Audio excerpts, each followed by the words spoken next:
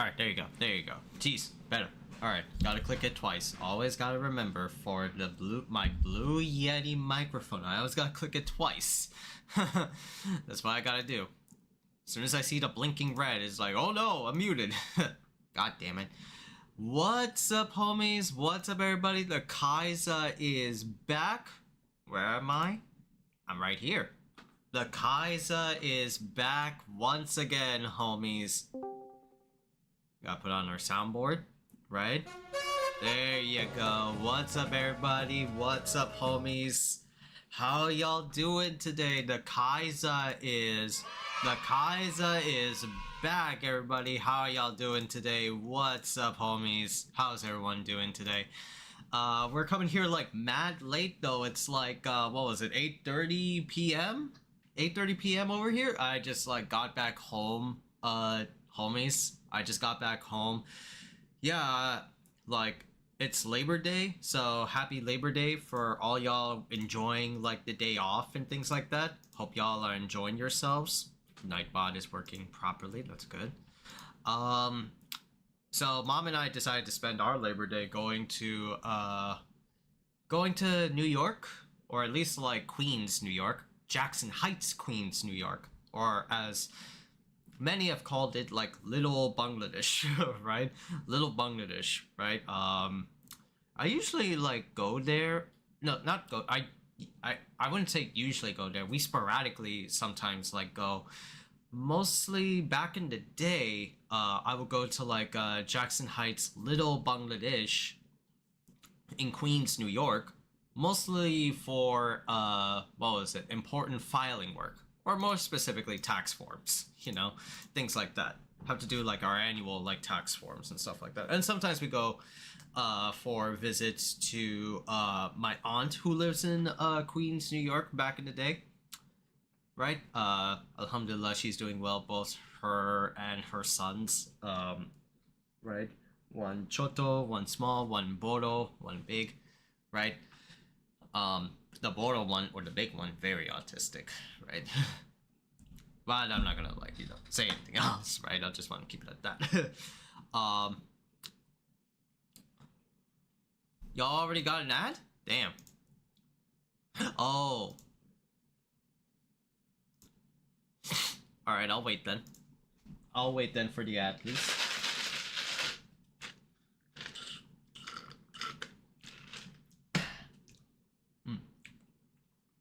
Gotta wait for the ad. Hey, there you go. What's up, T-Pori? What's up, man? Hold on, got an ad. Yeah. Yeah, ads can be a bitch. You can get at not to like be like a lousy businessman, but for just everyone, if you want to get rid of ads, you can sub to the channel. And today this month is like September, so you get like discounted price on Twitch subs. And of course, there's also alternatives that you can get, what was it, ads free for watching your favorite streamers all around, not just like me. There's Twitch Turbo and Amazon Prime, so you definitely have like viable like options, right? So all that stuff are really like handy. What was I talking about again? Oh yeah, that's right. Mom and I went to Jackson Heights, or Little Bangladesh in Queens, New York, right? We mostly went there just for important filing work. Went to like what was it? Travel agency, thinking about some stuff, right? Just for like the future. Not saying anything too specific on the stream, but let's just say it's something like travel related, right? Gotta make sure what we're doing for the next like few years, stuff like that. Relatively like it was quickly done, right? All we had to do is just like, you know, do this thing, do that thing, check mark this, check mark that. Yeah, we were good. So we spent like a lot of time going around Jackson Heights, or Little Bangladesh. Yeah, it's been a long time since we've been there. And again, most of my experience from Jackson Heights is from when I was like a young lad, and going there for tax work, That was like before my dad like passed away, obviously, right? So we would like join. We would most of the time go there for paperwork, but also they got some really good banger like Bangladeshi food, right? I think I've like posted up on if any of y'all seen my um Discord, right? I do run a Discord. I did post up like some banger ass Bangladeshi food. We got some parota, we got some chicken kebabs, some tandoori. I'll sound like a white guy. Some tandoori chicken. God, some tandoori. But actually, no, it's chicken bihari kebab, right? If you know, you know. Some aloo bhaji, some goat curry. Oh man, those shit. Well, the goat curry was kind of like meh, but the parota and the what was it? The potato fry was really banger, right? And then I also got some authentic Bangladeshi snacks, right? Let me just like pull up my phone. I forgot to post this up on my Discord, right? Let me post this up on Discord as well. And I'll show it off like in the chat. I'll show it off here on stream, right? Let me just like close it out. But I'm gonna zoom up for the camera right here. Yeah, looking crispy clear. We got some oh, who's that? Oh, jeez. We got some pani puri or fuchka, right? Pani puri for my Indian viewers out there. Hey, what's up? And for all you Bangladeshi viewers out there that may be watching, hey, also what's up? Some fuchka. Some fuchka with tamarind sauce. Little Bangladesh has like all these or Jackson Heights have all of these like halal-esque carts, halal food-esque carts, and some of them have like those pani puri carts, right? They also serve what was it? Also Indian food as well, like khichdi is also one of them. Khichdi is like what was it? Similar to biryani, but they mix in like lentils or dal into the mix. I know I got like sick one time when I ate khichdi, but that was back in my second visit of Bangladesh, and khichdi just fucked up my stomach hard. This was like when I had my gallstones or my gallbladder, unnecessary organ, but keep it around and you'll develop like gallstones, and that fucks up your system entirely. Luckily, I was, well, not like luckily, but it was also like, you know, I call it, you know, a miracle. I had a gallbladder surgery way back when. I think it was like when Monster Hunter Rise was coming out back in like, oh, that's right. It was in, that was in 2021. That's right. 4 years ago. Wow. Almost 5. Almost 5 if we, move past like January 2026. Yeah, that's right. I had my gallbladder surgery taken out a little bit before or I think it was like I had my gallbladder surgery before the obvious fucking like January riots. So it was like, wow, okay. And then I got discharged on the day of. So it was really like crazy. But alhamdulillah, I'm doing fine. The gallbladder is gone. I just take care of myself every now and then, but like I also gotta be careful. So yeah. We went around to Jackson Heights, ate some food. Mom got some ornas, scarves, some scarves for her headpiece, her hijab. So that was really good. So that was really awesome. Yeah, pretty much. And we got a lot of food back. We got like some shrimp. We got some more parotas. We got some more meat, right? Yeah, pretty crazy. All things considered. And then we came back home like around like 7:45. Yeah, it was a pretty eventful day off for us, you know. So that was really awesome. How are you guys doing? Chat, homies everywhere. How's everyone doing so far? It's Labor Day. It's Labor Day. Hope y'all enjoyed yourselves. How's everyone doing? Uh, how's everyone on Twitch and YouTube doing? It was enough about me. How are y'all been? How have y'all been? Doing okay so far? Pushing through, right? Getting ready for the fall semester. Ooh, my eyes.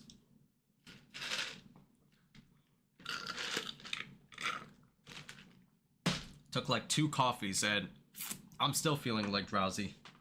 Or my eyes are feeling heavy. Got like some really good complimentary coffee from the travel agency. And got some Dunkin' coffee. So I should be wired, but I don't know why my eyes are feeling tired. I don't know why. They just feel like very heavy like luggage. It's really weird. Okay.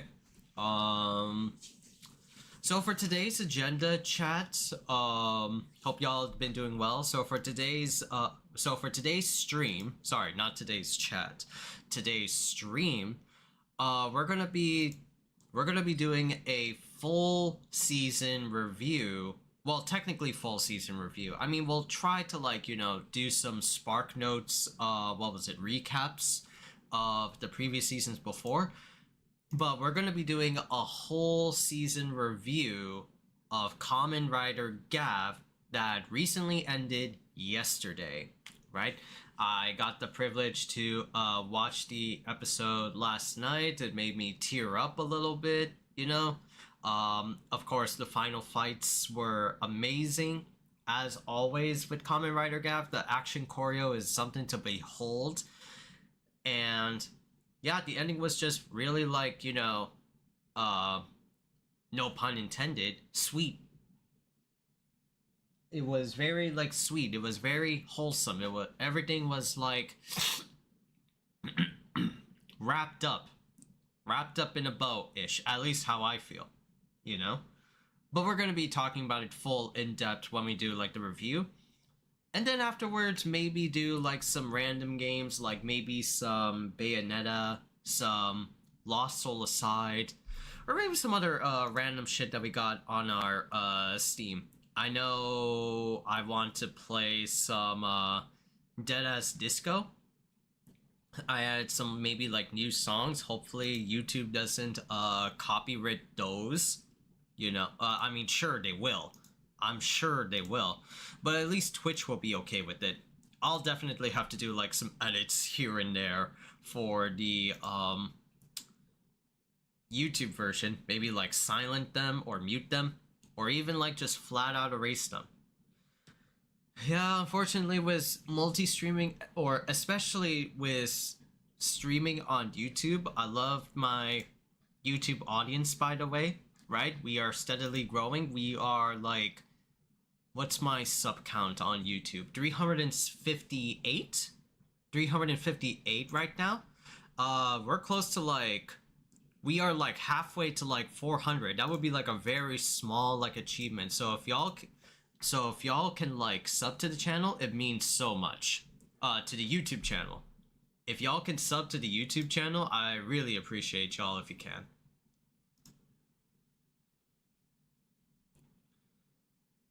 Same goes for like Twitch as well.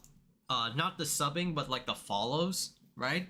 Followers, we have like 156, like if I'm looking at the math correctly.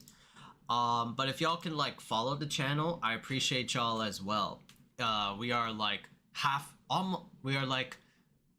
away from 200, and I mean like my expectancy is like possibly real people, you know? I've been noticing like the pattern of like, you know, some bot account follows on Twitch, right? Especially in the realm of followers, right? So I want like real people, please, not actual, not like fucking AI bots, right? Actual people, you know? Because I always like double check. I always double check of like, you know, now in this realm of like, what was it, 2025? More rampant are there the, what was it, the bots, plaguing up social media, things like that. And it's hard to make like, you know, follows, like, worth it. Not trying to like make follows, you know, my goal or anything, but I've been seeing like the pattern where they're just like people follow, and either they like stay on board or leave, or they're straight up like a bot. If you're a human, kudos, right? I love humans. If you're a bot, I'll double check you. I'll double check you, and then just like immediately yeet your ass out. Please, no robots, please.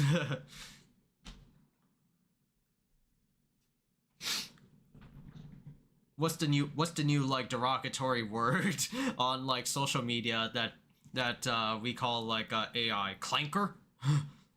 I want none of them shits out of here. I want none of them shits, bro. Fucking clanker. God. If that word becomes like a fucking like a banned word on Twitch that you can't say that word anymore, oh man, I'll be surprised. I'll be fucking surprised and lulled.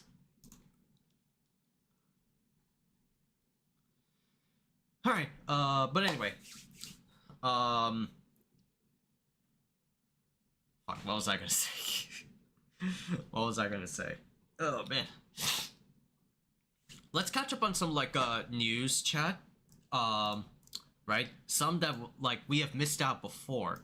And I'm sure, or first let me check channel points, right? First let me check channel points, see everything. See everything is fine. Gotta make sure every channel point is working today. I also gotta fix up this what was it, the Toku layout right here. And it's like, well, first we got to move some stuff, right? The Toku folder. The logo should be like at the very like right, like right here. And then we gotta change the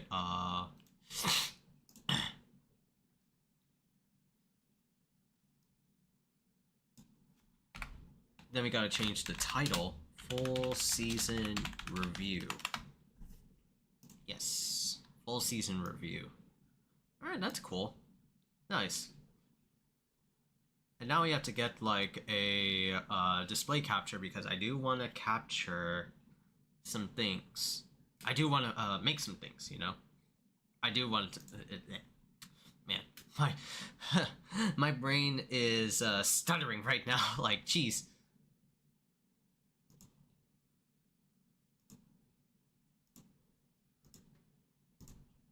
Ah, there you go.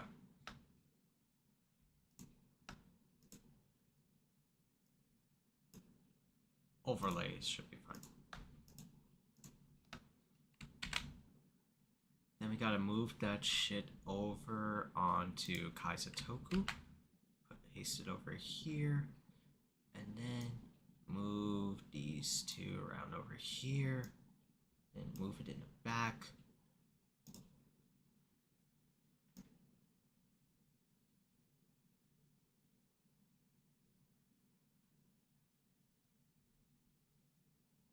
Total sub points. Okay, that's better. Yeah, better. Okay, cool. How does this look? Yeah, that's totally fine. Totally fine. Yeah, that looks good. I'm still keeping this, by the way. The what was it? The Geats and the and the Dawn Momotaro right here. I'm definitely keeping them. Ain't no way. Ain't no way I'm changing them. I know Gavv is cool, but I still give props to like what was it? Geats and Dawn Brothers for being some goated chat shit. You know? Okay. Alright, that's good. So let me check on channel points, chat. Where was it? Ah, I right clicked by accident. Always right click by accident. God damn it. There you go. And then we gotta test out everything. Woof. But talk to the Khaiza. What's going on? How y'all doing today? Did y'all enjoy some Labor Day stuff? Were y'all working? Were y'all working today? How's everyone doing on this Monday? I know Monday is the first day of the week, right? So I don't know if y'all have like Monday blues or not, but it's okay to relax here. Come on, tell Papa Khaiza what's going on. Papa Khaiza wants to chill with y'all.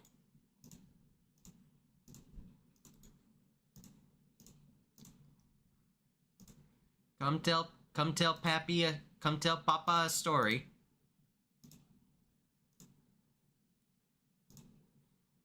Okay. Now we test out the connections. Everything looks good. Alright, cool. Where's my motivated? Now I'm a little motivated. I am a little motivated. Thank you, Virgil. Oh, shit.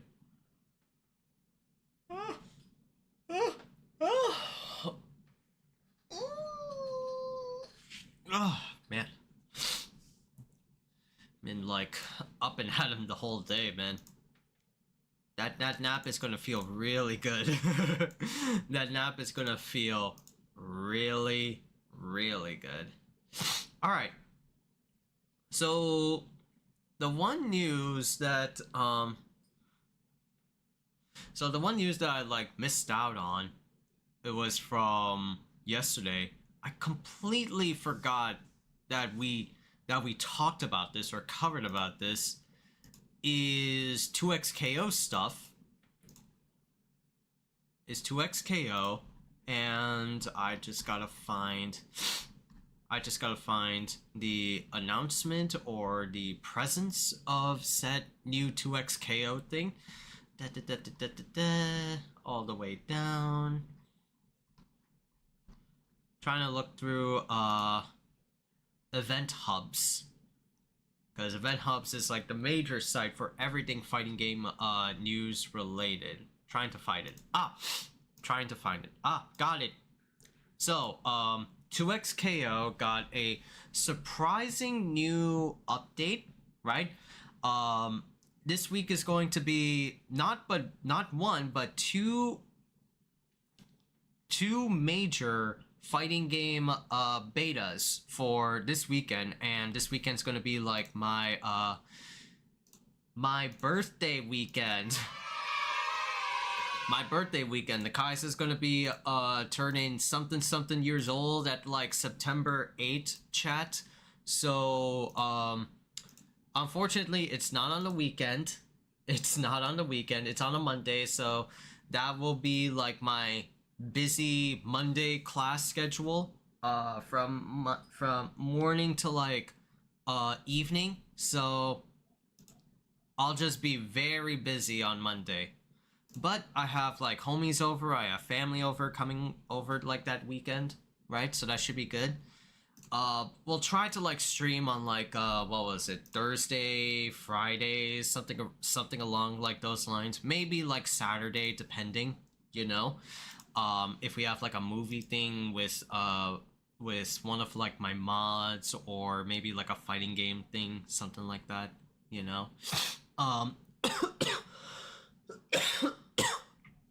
Oh, I should let James know about like about what was it, the mods, about what was it, the betas.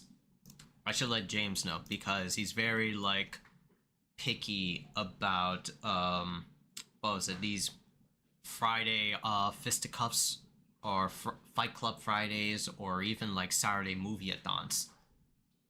You know, so I gotta let him know in advance. But it's 2XKO and Marvel Tokon are gonna be like big major like betas that will be coming, especially during like my birthday weekend, right? I know the Marvel Tokon will be opening or not opening, right? Opening is the wrong term.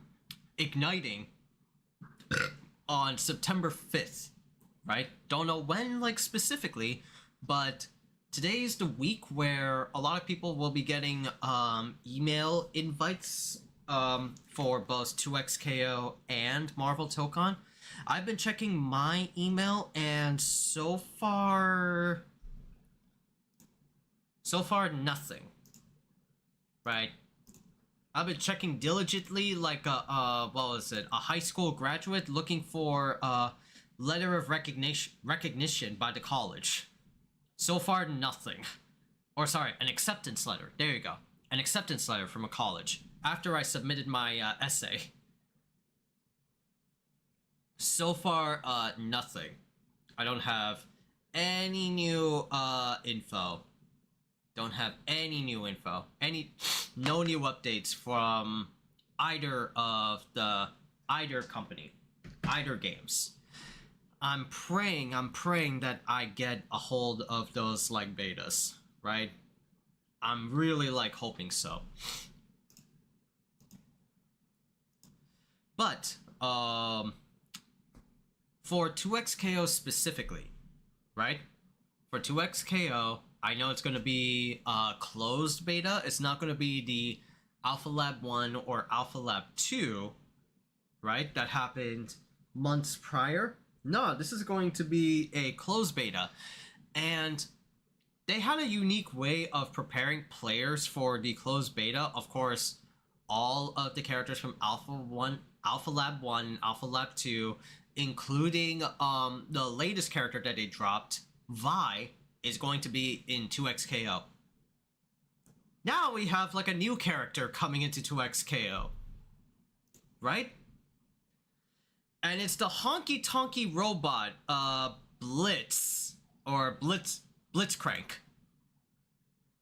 Blitzcrank is going to be in 2XKO. Some people found commencing accidental leak protocol by 2XKO devs themselves. Blitzcrank is 2XKO's 9th champion, available in the closed beta, and a full review of Blitzcrank at September 22nd. Fucking keep a damn clanker. A damn clanker. Yeah, 2XKO is going to be in Blitzcrank is going to be in 2XKO. So, wow, okay. I was hoping for maybe like some of the other interesting champs, you know? I want to see like a dog like the Fury or some shit. But no, they went for the robot. And I wouldn't say it's like a safe choice as well, because you know it is like Blitzcrank. It's a honky tonky walkie talkie robot, right? Blitzcrank is a character in League of Legends. Yeah, there you go, Blitzcrank. Oh, that's a League wiki. I don't want League wiki. I want the actual site. Yeah, this is Blitzcrank. He is a tank. He is like a support player. You could also play him as like DPS, kind of like DPS, if that terminology can be used in League. Yeah, he pretty much his whole game plan is in League. He has defense. He has his infamous pull. infamous pull. He has like a long range like Spencer, like get over here, right? Right? Hook fist, hook and ass,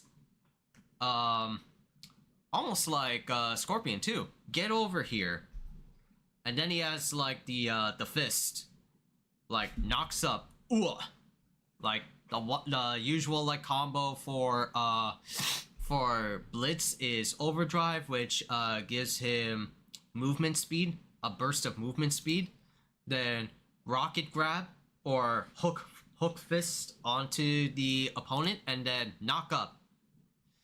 He's one of like the CCers of the game, right? Just be able to like grab a bitch from mid screen and punch him up, and it's a full like, you know, combo opportunity for every one of your like teammates. He is like the initiator, right? It's so disgusting just to play against like Blitz, because if you're not careful, you're immediately one touch killed. There are one touch kills if people are not smart enough, right? Blitz is a fucking like hated ass like character. Everybody hates Blitz, but he is the most popular character. He also has an ultimate, which is like a static field, silences, damages, removes like shields, things like that. Yeah, he's a big bitch, but he's a really popular character. He's got like a whole bunch of skins, you know, like here, Rusty Blitz, fucking Goalkeeper Blitz. I didn't know there was a Goalkeeper. I've seen this skin a lot. He becomes like a fucking like what was it? A transformer on wheels. Like fully cybernetic, futuristic, not cybernetic, futuristic Blitz. What the hell is this? This is like a fighting game screen? Excuse me? You get to pick all these you get to be all these douchebags? What the hell? I never seen this. I never seen this. The hell?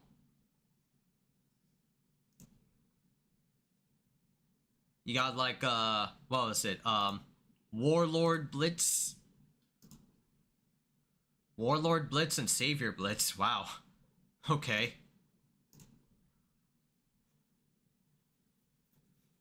Damn, Halloween Blitz. Fucking jack-o'-lanterns and stuff. I've seen this in like TFTs in Tift games. Team Fight Tactics. The cute like kawaii like kitty blitzes. Victorious Victorious out. Oh, these are like the what was it? The sports motif skins. And then we have like the what was it? B Blitz. But he's a really popular character considering how that like he's got this many skins.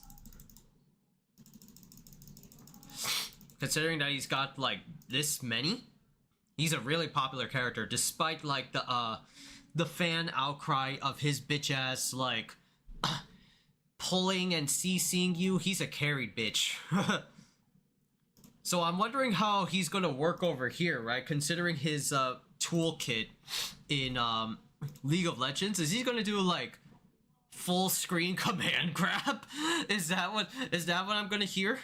Full screen command grab into like TOD or like 2 touch of death or 3 touch of death?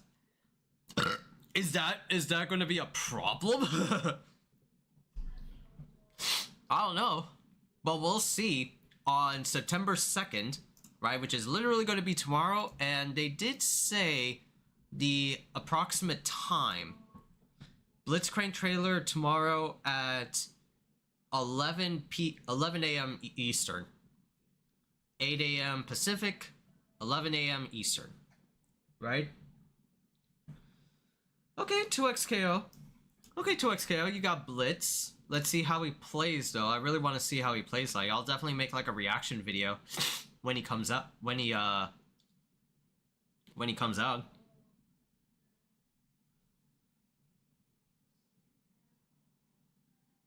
What else?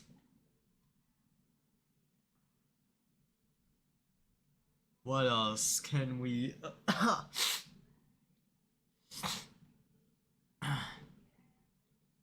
what else can we review?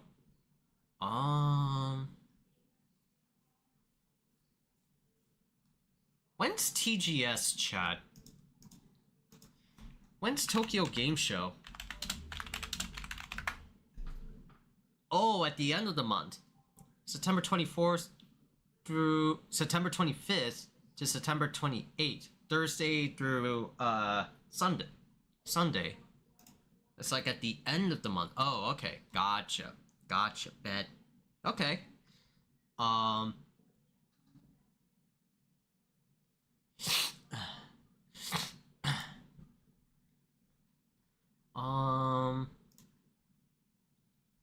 Let's see. Let's see what. Let's see what else is there to talk about. Sniffling.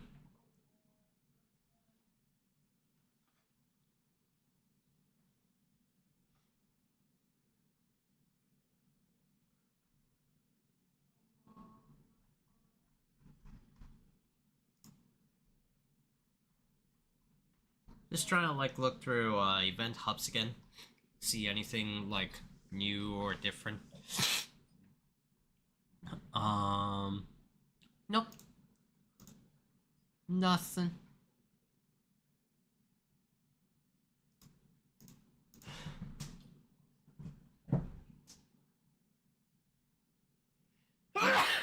Excuse me. Man.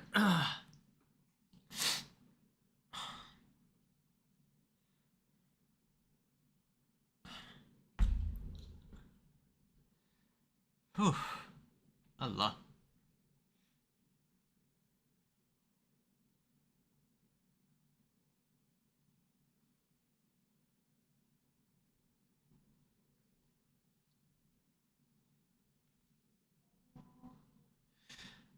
Nope. Nothing too crazy. I did see, what was it? I did see Thunderbolts. Chat. Marvel's New Avengers, or Thunderbolts. I'll still call them the Thunderbolts because that's what they were initially named. Yeah, it's a good film, right? Talk about me being like dismayed by the front covers of Thunderbolts, how I thought them to be. You know, it's gonna be their version of Suicide Squad. And the original concept for Thunderbolts was it was going to have like Red Hulk, General Thaddeus Ross, going to be like in the movie, but they changed it up to have like the Red Guardian, so the red was in there somewhere in translation. But overall, it was a good movie. I liked it. It's like a couple of rejects, like bonding, you know? And the main antagonist is like the guy that they rescue, Bob, who actually becomes like Sentry, and his alter ego traps people in like their own like darknesses. So it's not really like, oh wow. When we saw the trailer, it was like he was like offing people left and right, even like children. Like holy shit, that shit's kind of hard in a morbid kind of way. But yeah, it was cool. Thunderbolts. I actually watched it like twice because it was really like entertaining. Just it made it feel like, okay, these band of rejects that have no chemistry at all, or these like side characters that have been in different Marvel projects.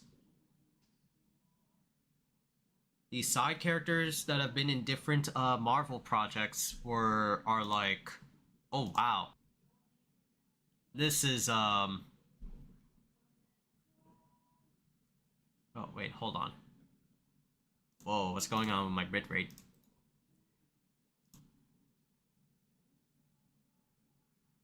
What's going on with the bitrate, chat? Can you all see me? YouTube is not receiving enough smooth video. Even though we're live. Even though we're live.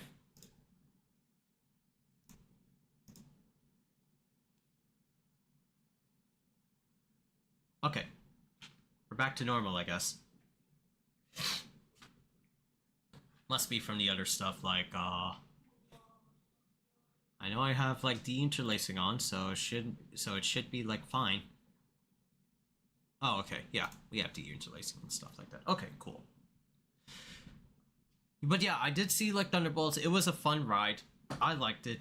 Though I'm not, like, sold on, like, them being, like, new Avengers. They were just, like, led astray by one of the antagonists, like, some person named Valentina Fontaine or some shit, right? She was, like, a character that's been in multiple MCU, Phase 4 projects, like Black Widow and Falcon and the Winter Soldier, some shit like that, you know? So...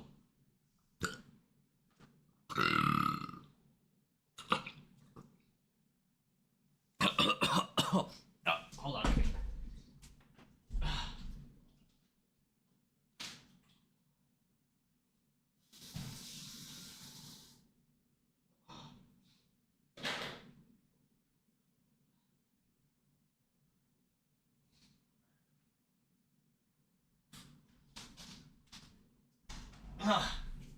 Brothers, I almost like threw up. Holy shit.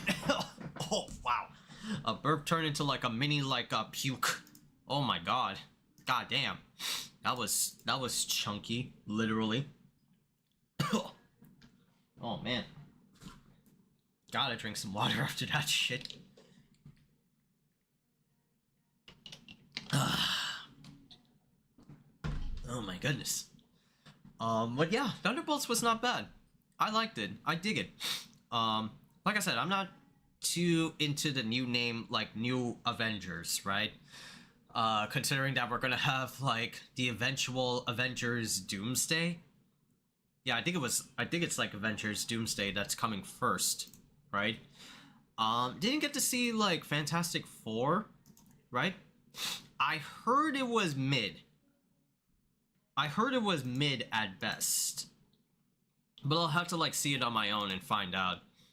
I don't know if Mom and I will ever get the opportunity to see Fantastic Four, because Fantastic Four came out like during late July and we were busy with like our teeth, so we couldn't find any time on Tuesdays to watch that shit. Unfortunately so. You know? So it's like, ugh, god damn it. We'll probably like wait until it comes out on Disney Plus. That's how I usually like watch these movies, unless it's like really like I'm curious to see it. Like Superman. I watched like Superman one time because I was curious. I heard the positive praise that the movie's getting, and on digital too, it's even like better. Digital 2 is even better. So I heard nothing but good praise about Superman, and I actually want to like watch it again. Funny enough.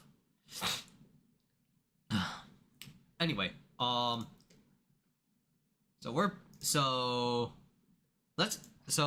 let's see. What else can we like talk about or discuss? Oh, I have been playing Lost Soul Aside, right? Well, not that much, but I just like do my own thing. But I did download Lost Soul Aside, the demo, on PC. Oh my god, it's so much better on PC than it is on like PlayStation's. Like, what the fuck, dude? Like, I can't believe like how stunning it looks on like PC, and how much better it feels for like an action game like this. Feels like an action RPG, you know, something along like those lines. But dude, I'm so amazed of how much better control I feel in Lost Soul Aside on the PC than how I did on like the PS5. Because like the PS5, I always have like a complaint with the PS5. Mostly it's like basically due to input delay. Right? Like the ability to okay, I'm pressing a button on the controller, it should be transmitted to the PlayStation within like milliseconds, you know? Not even like a full second, but just like milliseconds, like just immediately it comes to the system. But no, bro. Like I played on the PS5 version and it was like 1 second of like input delay. Maybe like 1.1 if I'm like, you know, I want to like guesstimate or exaggerate the guesstimation. Like it felt so fucking weird just to like, okay, I'm playing an action game or I'm playing like a fighting game and I want to get like inputs like down. I want to get combo strings down, but I can't because the PS5 prioritizes graphics so much that the system cannot do like performance material, even though most games have a performance option in their settings. But I still felt like, okay, I press a button, I feel like I'm a little bit late on like the dodge or the parry. Like it sucks. It sucks, dude. And when I played Lost Soul Aside on like the PC right here, like I could just do parries, I could just do dodges perfectly. Like I don't know how it's possible. I don't know how. That's why like I always have an issue with PlayStations, you know? Issues with consoles. I don't know about Xbox, but I just have an issue with consoles. For fighting games and action games, inputs are really fucking important. And if you don't have a solid feel to them, you're gonna feel like jank and no one's gonna like play you, dog. Lost Soul Aside has like a lot of like potential, but it just like there's so much like caked in like delay. Like I can't feel badass if my inputs aren't registering, you know, on the dot or on the beat, you know? It sucks. Anyway, right? Maybe we could play more Lost Soul Aside just to like play more of the story, some shit like that, you know? Ugh, god damn.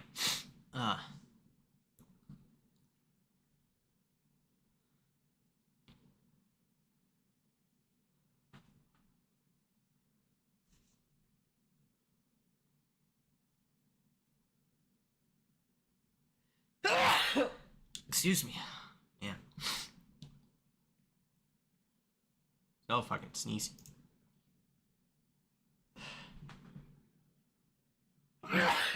Sneezy.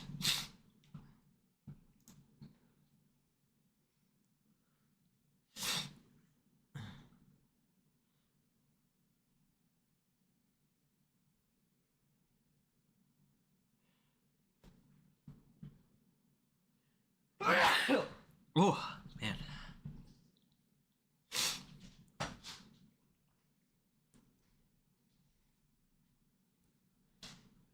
Do do do do do do do.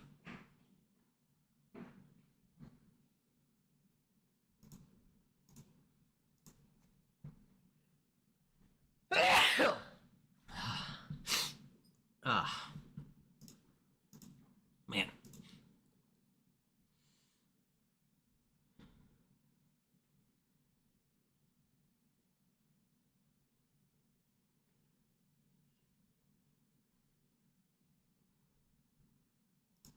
Oh, wow. Sneezing like crazy, man. Allah. Must be the medicine kicking. Must be the medicine kicking in or wearing off. Or wearing off. All right. Let's go talk about some Kamen Rider. right? Let me just go to Toku. Let me just hit the record button. And I do like need a theme for this, right? I do need a theme. Oh, but first I need a fucking thumbnail. Where's that thumbnail, Chad? Or I think I have it saved on my photos. Hold on. Captures, save pictures. Here. Yeah, that's better. All right, that looks good. I like this. I like this. I like this. And then I'll have to open up some chill ass song to go with this. I know. Super Smash Brothers Brawl trophy theme. Yeah, I think it's like a trophy theme. And there's like an extended version too. Right? Here. And of course, I knew it. Ads! Ads! Ads! God damn it, ads! God fucking damn it, ads!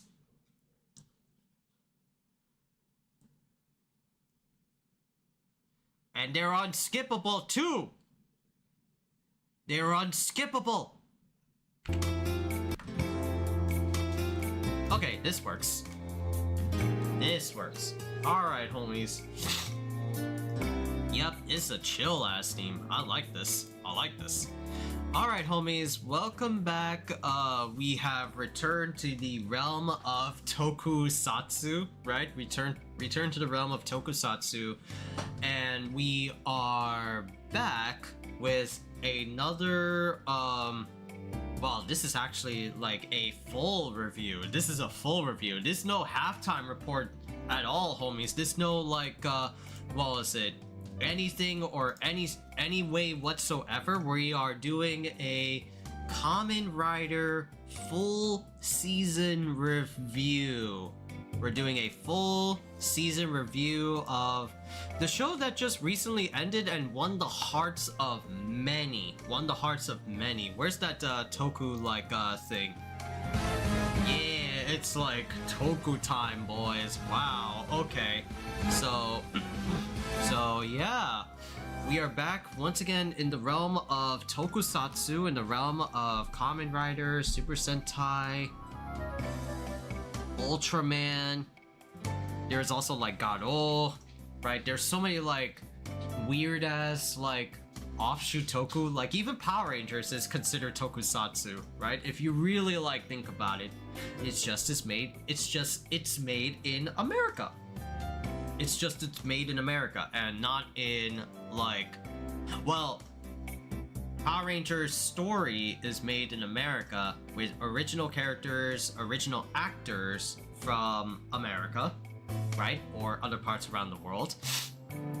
But the fight scenes and the influence and concept is from Super Sentai. So it's a American adaptation of Super Sentai. We call it Power Rangers, and from there Power Rangers like grew to like, you know, a hit sensation in the 90s, and you know, over time it was like not doing so hot, but it grew so big that it actually got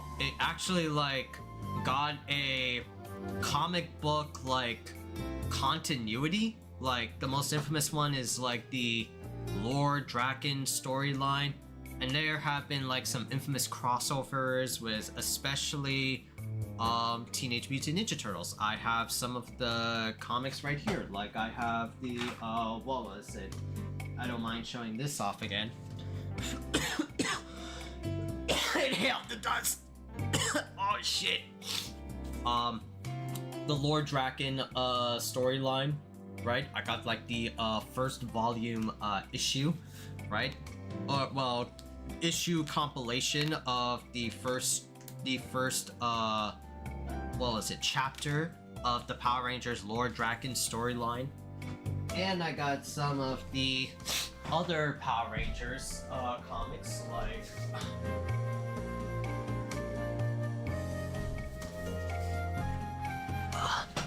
like this one, for example. This is the first Power Rangers TMNT crossover.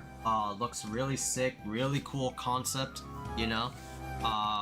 And then we got some other Power Rangers comic book continuities.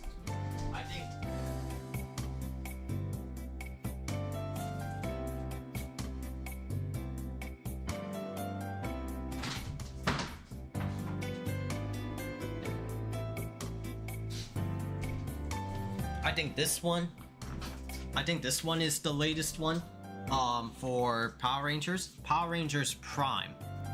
Right? Power Rangers Prime is the latest comic book series published by Boom Studios, right? Who wrote it? Melissa Flores, and the artist probably Michael G. Fabi Marquis, you know. It's your different take on Power Rangers. It doesn't follow any of the Lord Draken bullshits, but it is like a different like spin. So I read this issue and it's like, okay, it's like a what if, right? It's essentially is what I got is a what if. 5 teenagers with attitude, still the same, but it's like what if Zordon is the bad guy and he runs a authoritarian regime, and Rita Repulsa is the good guy, and she becomes the Green Ranger. I've heard spoilers, but she becomes the Green Ranger. I know the next issue is going to be coming sometime this season, sometime later this season, so I'm waiting on that, right? I'm waiting on that.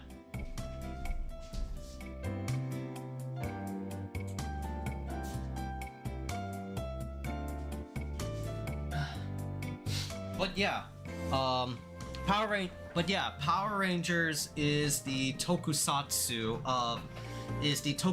the Super Sentai of America, right?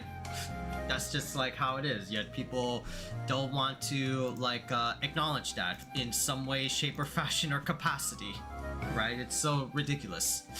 It is tokusatsu. If you see color coordinated heroes in spandex fighting like monsters and getting on Megazords, it's tokusatsu, bro. It's tokusatsu. Calm the fuck on. Calm the fuck on, bro.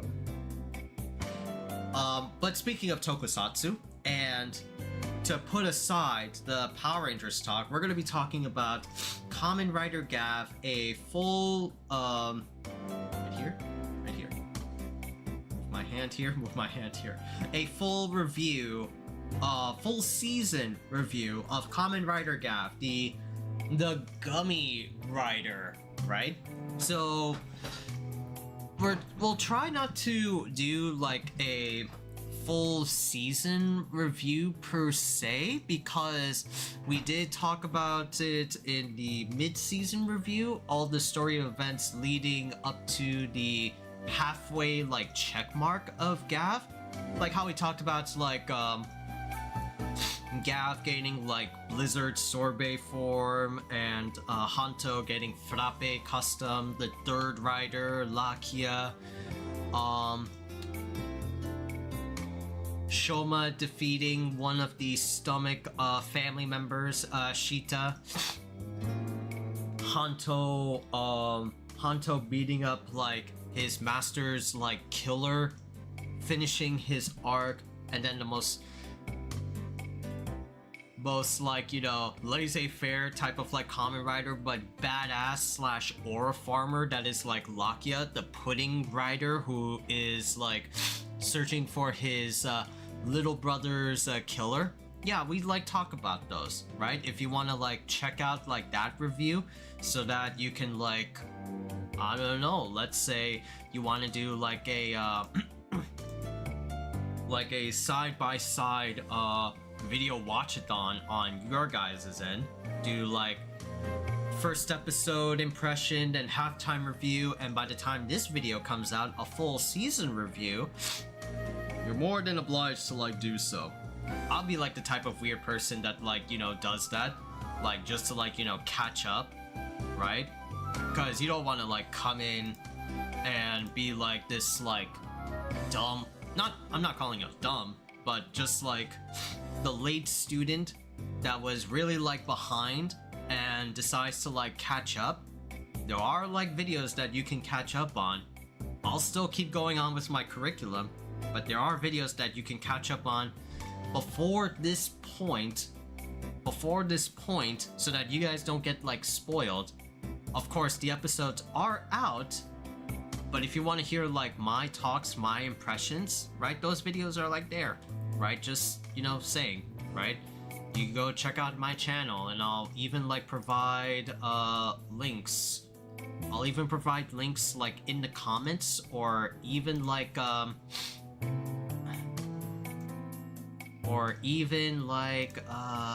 jeez, where am I? Jeez, I'm getting lost around here. Hold on, let me try to like find them. I'll post them like in the comments, in the chat, right, so that you guys can like follow along and keep up, bros. Because man, this shit is a fun fucking ride, right? So far, like, impressions of Kamen Rider Gavv is that yo, this is a killer fucking season, right? I like this. I really love it, bro. Like, I like how cool it is. I like how charming it is, right? All that stuff. That's like the first episode impression, and this is like the excuse me. And this is the halftime report. For anyone that wants to like check out those. Oh, excuse me. All right, so where did we like leave? So where did we leave off in Kamen Rider Gavv? Right? Where did we leave off in Kamen Rider? So, yeah, everyone is starting out, like, getting accustomed to their lives, right? Honto's a better man. Lakia it has taken over Slee Suga's, like, office. Shoma is, Shoma is enjoying his time at Happy Party and being, like, civic citizen, right? Just bringing happiness to those around him, you know, doing like odd jobs. But there is some like trouble brewing, right? And that is, you know, Jeep, right? The mess of a boy that lost his like wife slash twin sibling slash sister, Cheetah. Yeah, he goes off the AWOL. He seeks revenge on Longo, especially Longo, and Shoma by being adopted. Hello? What is dinner? Rice and that. Oh jeez. Okay, sure. Yeah, no, you can bring it up here, bye.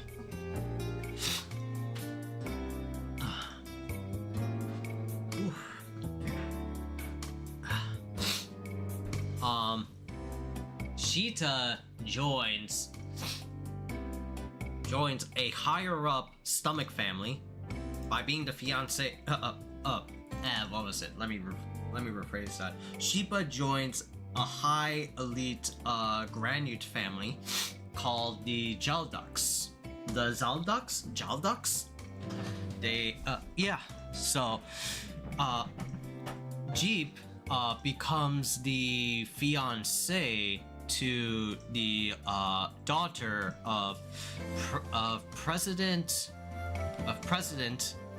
Boka Jalduk, Lizel Jalduk, right? And Jeep sided with them in hopes of getting revenge on Longo and Shoma, but eventually the Jalduks become integrated or fascinated by the Stomach Inc.'s dark treats that they bought out stomach, you know?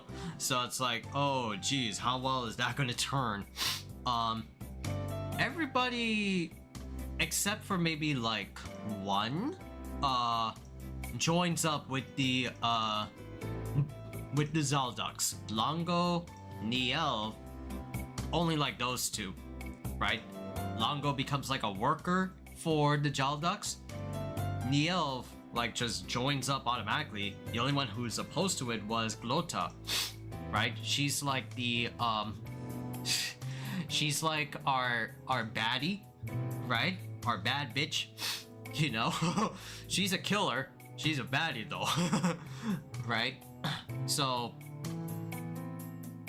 yeah, like the Zalduks cause trouble, right? By forcing the Stomach family to amplify the Stomach's operations aggressively, you know? Longo becomes like a henchman. Niel becomes the new scientist for them. Lota is the one that's like strongly opposed to this.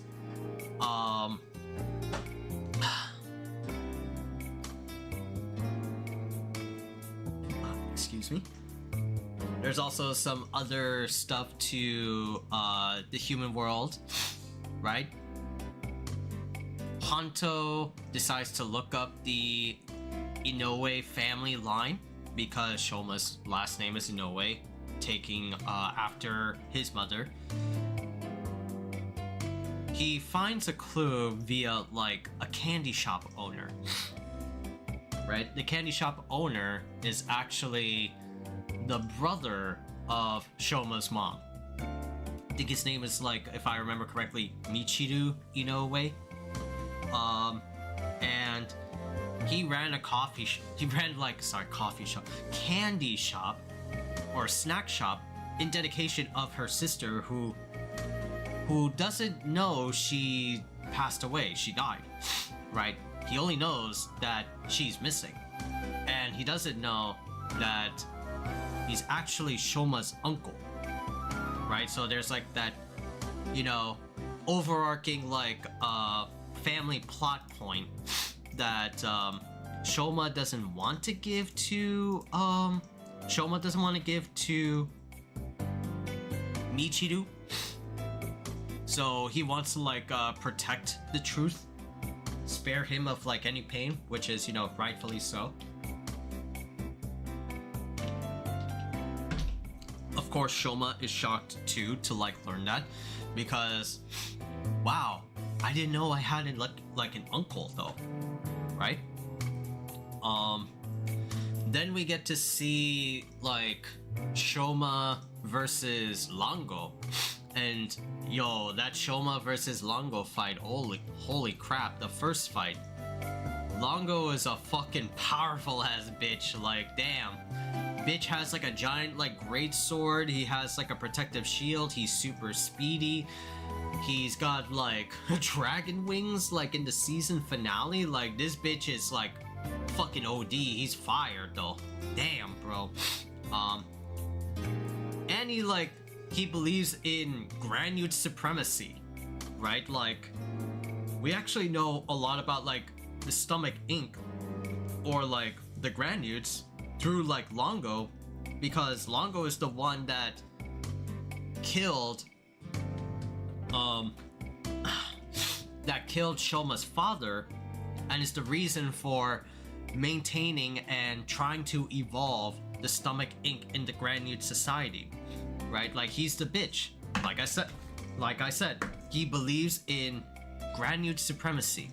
He thinks like humans are just weak, like they're just like cattle for him to like make dark treats, like a serviceable means, right, to make Stomach evolve and reach higher than ever before, you know? But little did he know that like Shoma kept evolving as well. Like even though like Cake Sorbet isn't like working, and he got like a newly new form, which is like this thing.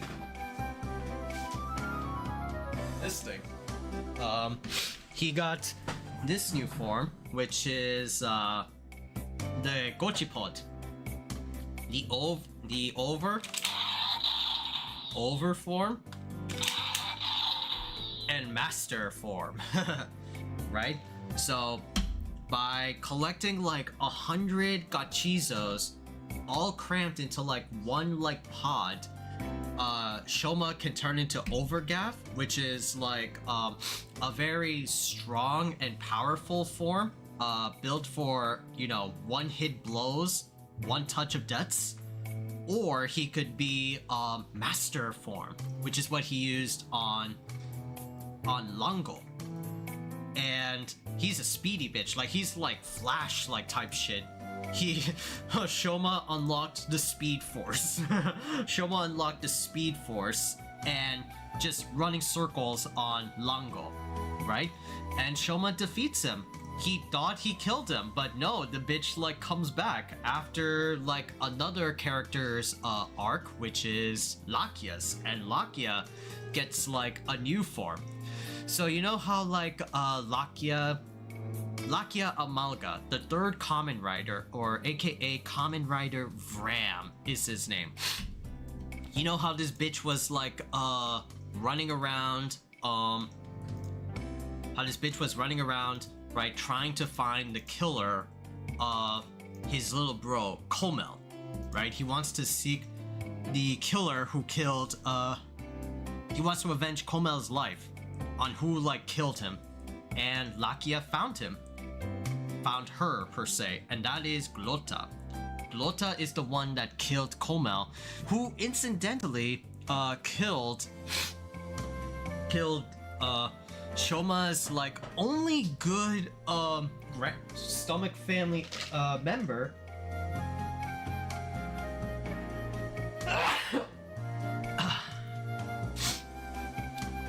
Dente's stomach. She killed Dente's stomach because after the death of Longo, Glota just went into a spiral craze of like madness, right? And her whole like emotional state of how she got to that point was that everyone in the family is like, you know, drifting off, right?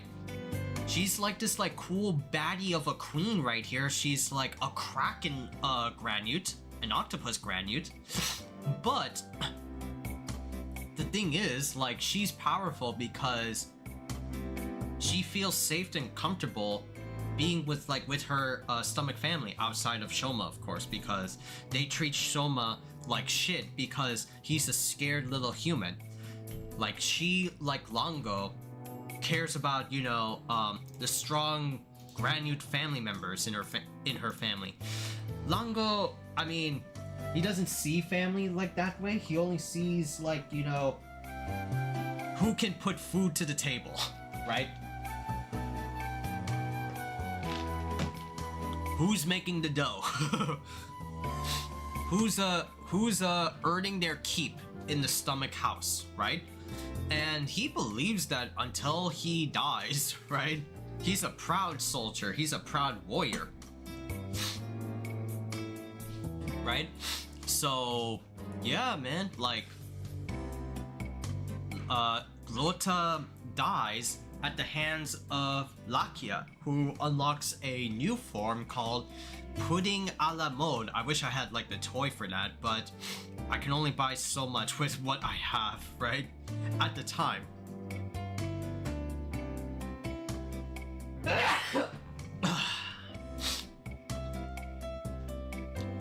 So Lakia avenges Komel's killer, and incidentally, Dente's killer, right? And all Glota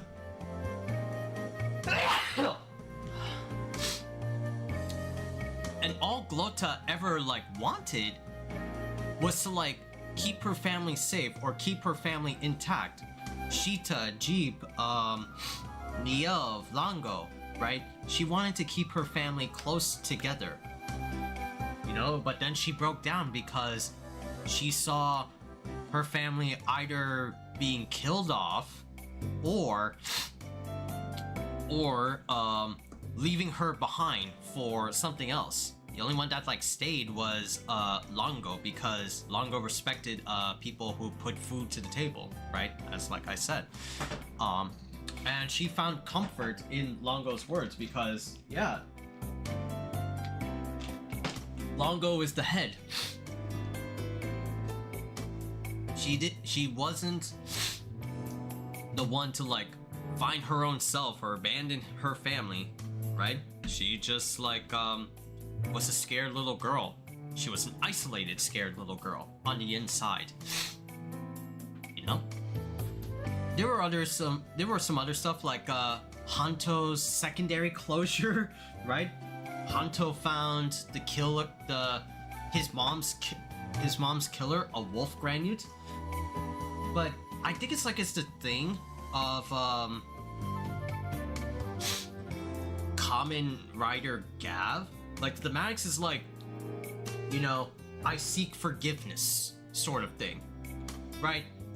They have like this like thematic of the riders being presented with like revenge or, you know, stuff like that. Like Hanto, you know, Hanto, sad backstory, lost his mom, lost his sensei to both a wolf granute and a stomach. Wolf granute and Slee Suga. The wolf granute, unlike Slee Suga, who was doing it for science, but, you know, was doing it for the sake of recreating his son that, like, passed away. He was actually, like, a father, and you get to see his, like, his lab. He made the Dark Shomas, or the Bitter Gavs, as a way to study granute DNA and find a way to resurrect his son. But that didn't pan out because, you know, you choose an evil life, karma is gonna be a bitch about it and like bite you in the ass eventually. Sort of shit.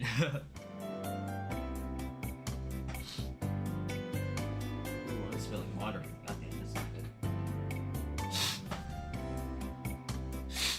Hold on a second. Oh yeah, dinner came. That's right.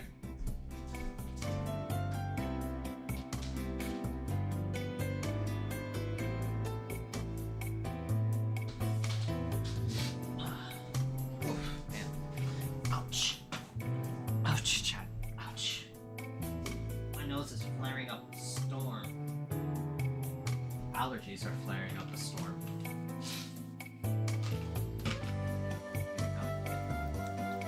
Ah, better.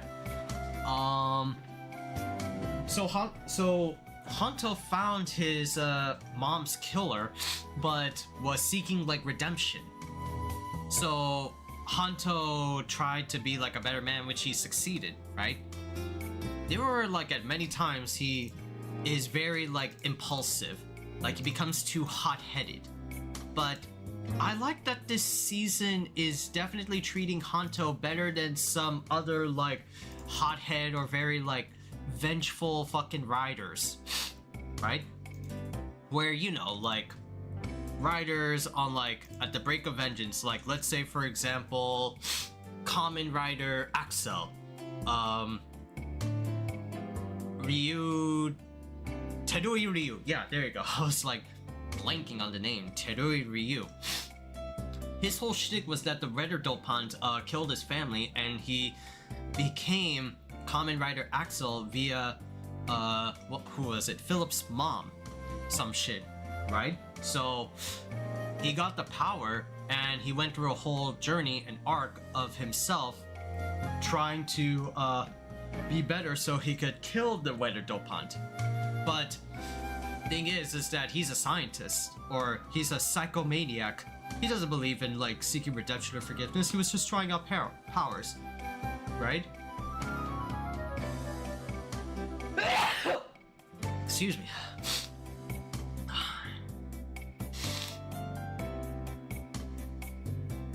You don't see like villains being like, you know, seeking redemption or seeking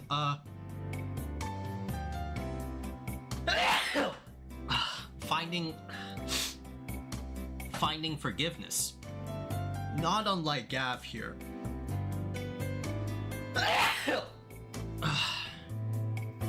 Of course, like the main like villains don't like seek forgiveness at all, right?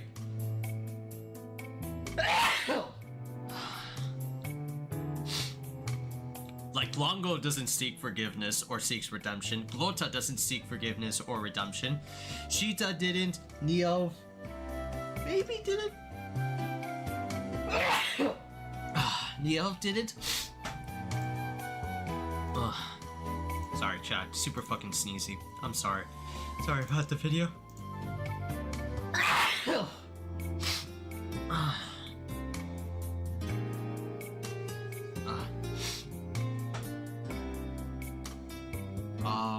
Jeez.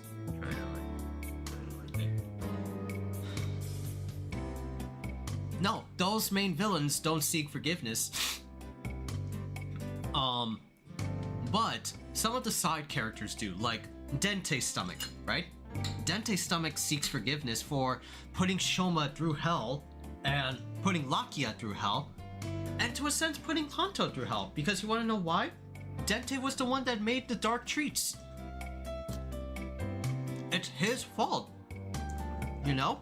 So he takes like full accountability and full responsibility and accepts his demise, accepts redemption via his death on several occasions. But you know what?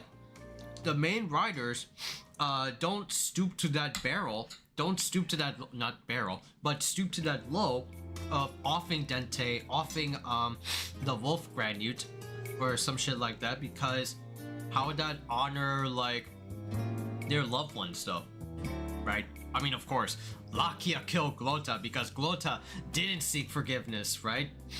Do you know, she's like, do you know how many part-timers that I killed, bro? A dime a dozen. Your brother's no different. He was a weak bitch like you, caring about family and shit. Get the fuck out of here, basura. Her words, not mine. Her words. Right? But that's kind of like a thematic. It's like, you know, these villains, like, of course, like, the main villains really do revel in, like, the shit that they're doing because they're all powerful, right? They're winners. They get to say whatever they want because they're, like, you know, unstoppable forces. But for some dudes that, like, have a conscience and try to, seek forgiveness, I think that's, like, a really cool, thematic that they explore in Gavv, right? Like, these are just, like, part-timers that didn't know what they were, like, doing, and they were actually committing, like, murder, right? Kidnapping via murder, all for the sake of some, like, treat. And the Wolf Granute was definitely, like, trying to seek forgiveness, you know? Anyway, Lakia kills Glota. Hanto, quote-unquote, kills Longo. All that's left is Jeep, who becomes, like, in the later half of Gavv, man, he's such a bitch, bro. It's so fucking crazy, right? After losing Sheeta, that...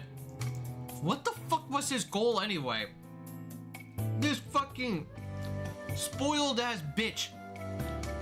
And I'll call him a bitch. Planned like a coup with the Zalduks, right? As a way to seek vengeance on Longo and Shoma.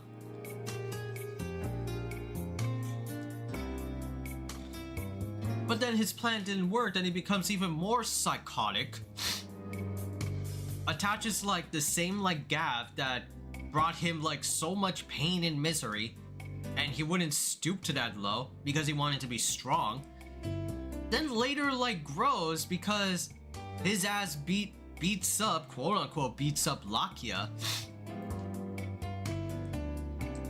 And then he has like his one last final goodbye, right, to Lizel. You know? He's a crazy motherfucker, right? I'm tired of hearing this bitch whine. Why didn't Shoma, like, kill both of them? Why did Sheeta have to sacrifice himself? Right? Like, cheese and rice. Can't, like, stand him. The architect of, like, ruin. You know?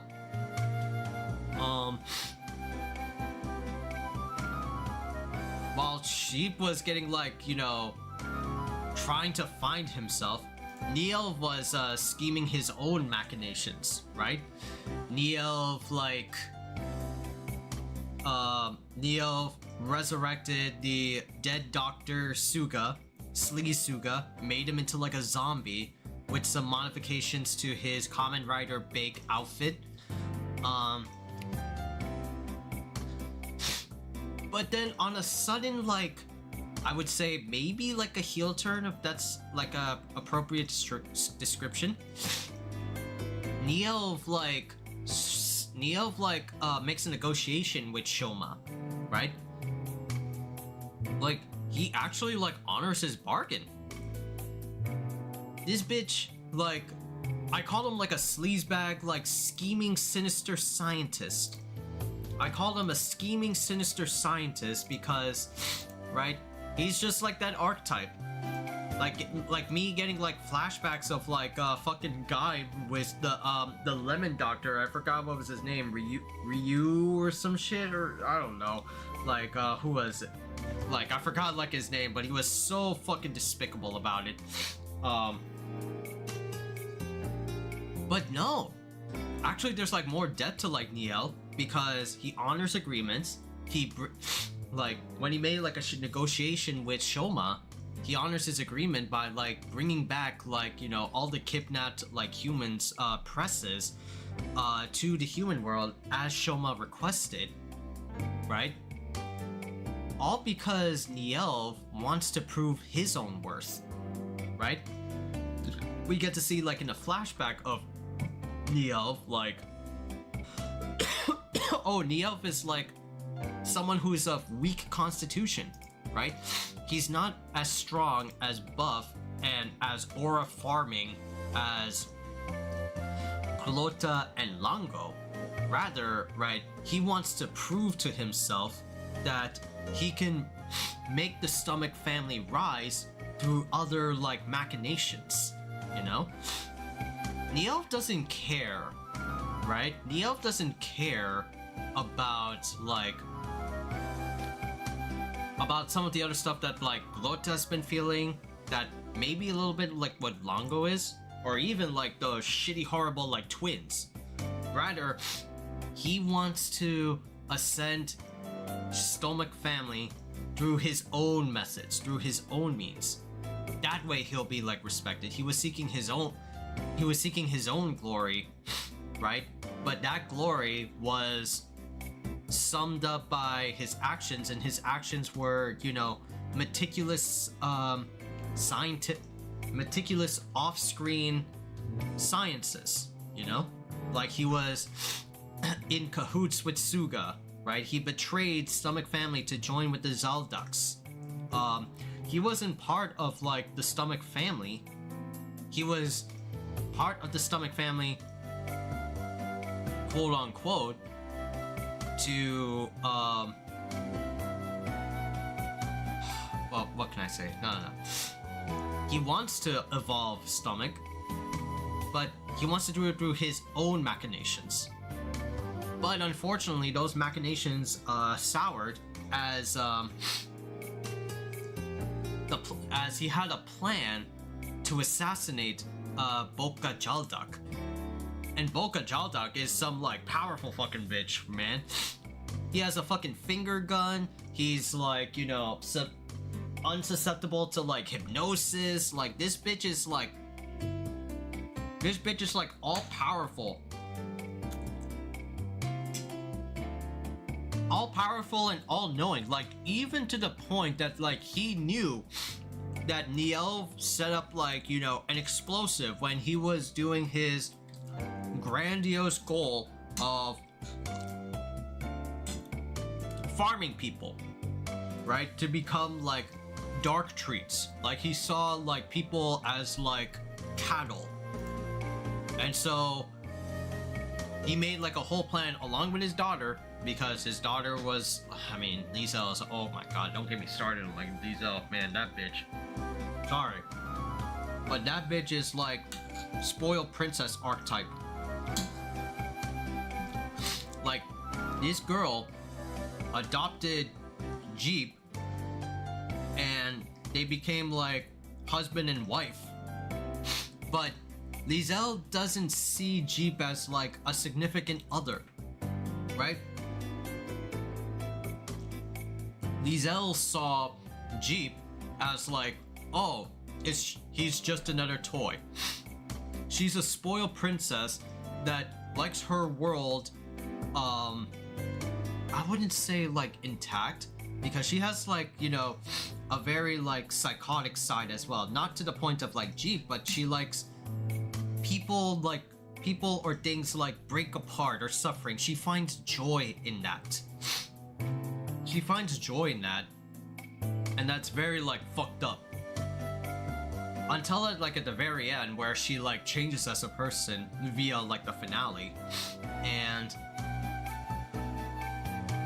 anyway, Nielv tries to use Shoma, or tries to team up with Shoma to take down President Boca, but Boca, this omnipotent bitch, knew about their plan and proceeds along with the plan and uses Nielv to fight Shoma. But Nielv went out with a bang for his one of his unforeseen plans. Boca set up a bomb on Nielv and exploded his ass. Like, damn. Poor Nielv, bro. Like, I literally said it with like one of my tweets. Poor Nielv. Like, this bitch just went out with a bang. Excuse me. So the three riders had to ultimately team up with Longo, and Longo was the big dragon bitch that Shoma thought he killed but was somehow alive. Shoma just like scarred him a bit, like on his like right eye or some shit. Yeah. And that happened, like that team up, and they succeeded in killing Boca.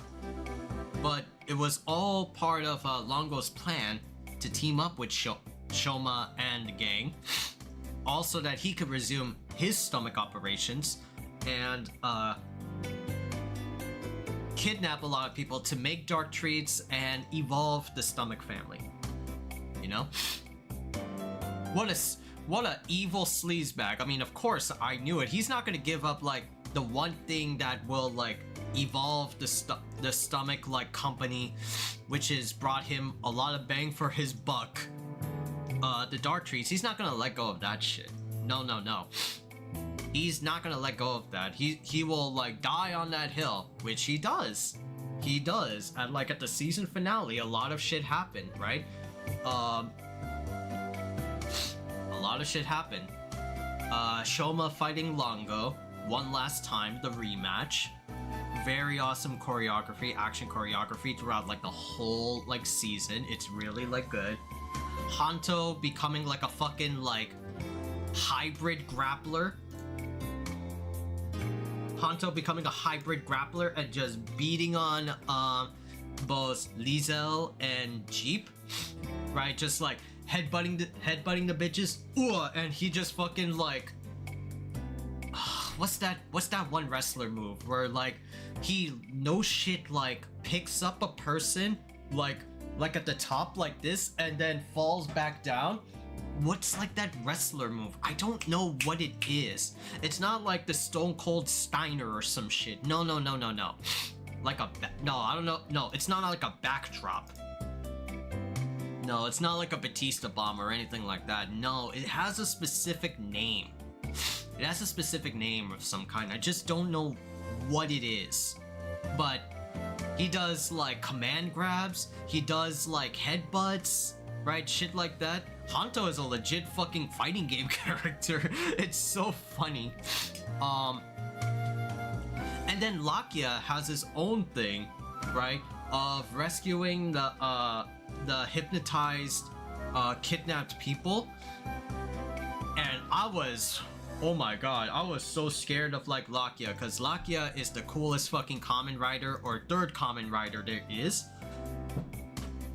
I thought they were deadass going to do some like what was it? I thought they were deadass going to do a Kamen Rider Grease sort of thing with like how Bill did it. Like they're just gonna sacrifice him, right? They're just gonna off him as like, hey, here's an extra final form, right, that the third rider can have. And he proceeds to go out with a bang because it was too volatile, too dangerous, and we see this bitch goodbye. No, he actually stays alive. We all thought he was going to die, but no. He closed up all of like the dimensional gateways that sort of connects like the human world and the Granude world, and he stays behind in the Granude world, checking up on, you know, some fucked up Granudes that may be like inside his own world,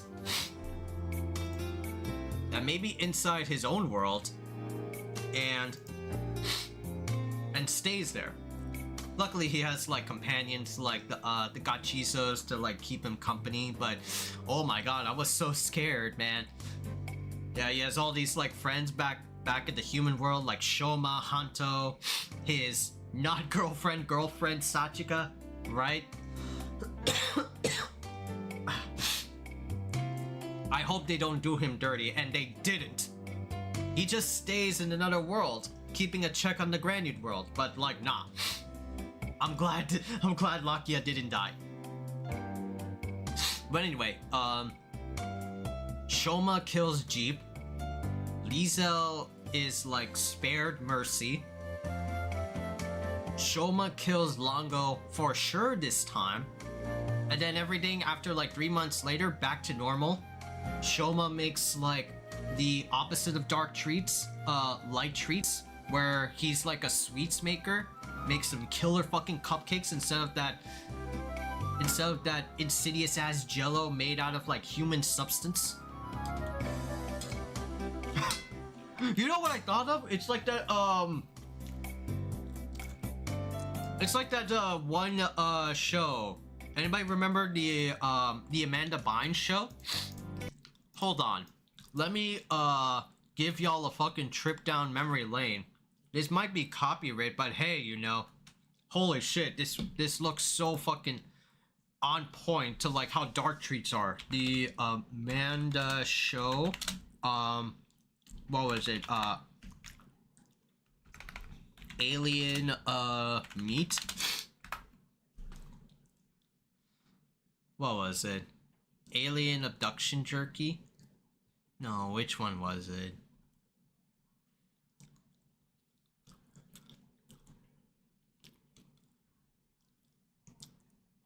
Not Meatloaf Crunch. Alien. What was it? Family Restaurant.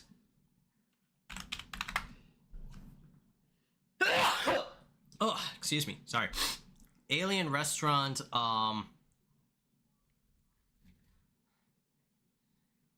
I can't like find it.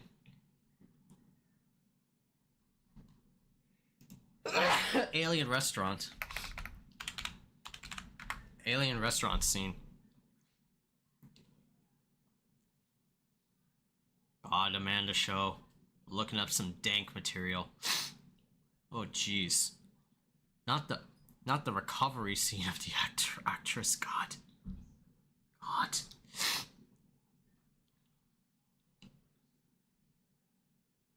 The Amanda Show, partial season 1 and 2.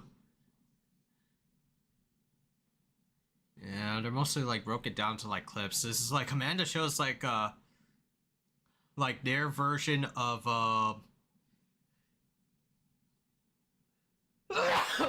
excuse me, Saturday Night Live for kids.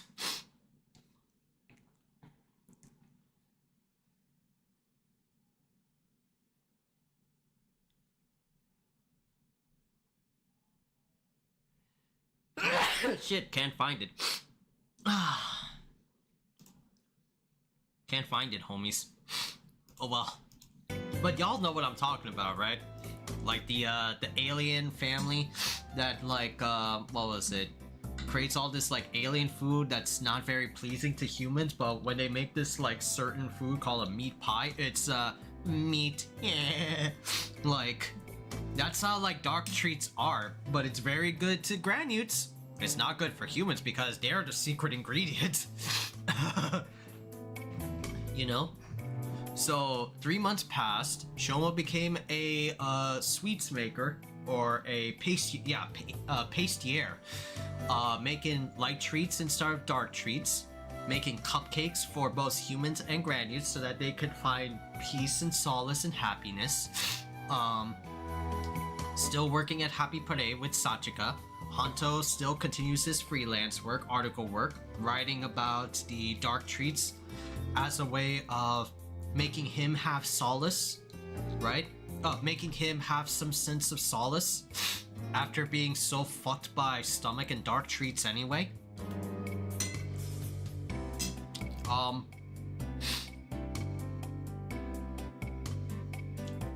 Shoma also talks to his uncle, Michiru, and yeah, that's how the show ends, right? Oh, and also the tease with Zetz, who hands him like a Zetz Gachizo, but this bitch having the most unlucky streak there is, getting zapped by a fucking UFO out of like nowhere, reminding me of who's that one guy? Oh, Deno, Ryotaro. Good kid, but like it's the most unluckiest bitch there is. And that's Gavv, right? That's Gavv. It's a really cool season. I give it like, as far as the Reiwa seasons go, right? There's like 01, there's Saber, there's Revice, there's Geats, there's Gotchard, and now there's Gavv, or completed Gavv, and soon it will be Zetz. Out of the 6 like Reiwa shows that they're at, I would personally put Gavv like at second, Geats at the very top, 01 at 3, 01 at 3,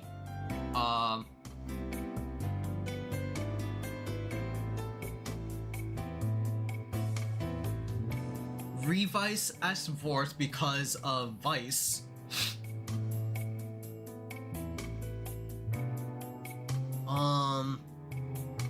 And a tie for fifth can either be between Saber or Gotchard. Oh, you know what? I'll put fifth as Saber and Gotchard as sixth, right? I'll put Gotchard as sixth. I'm sorry for all you Gotchard fans out there, and I'm sorry for all you Saber fans, but I said my piece.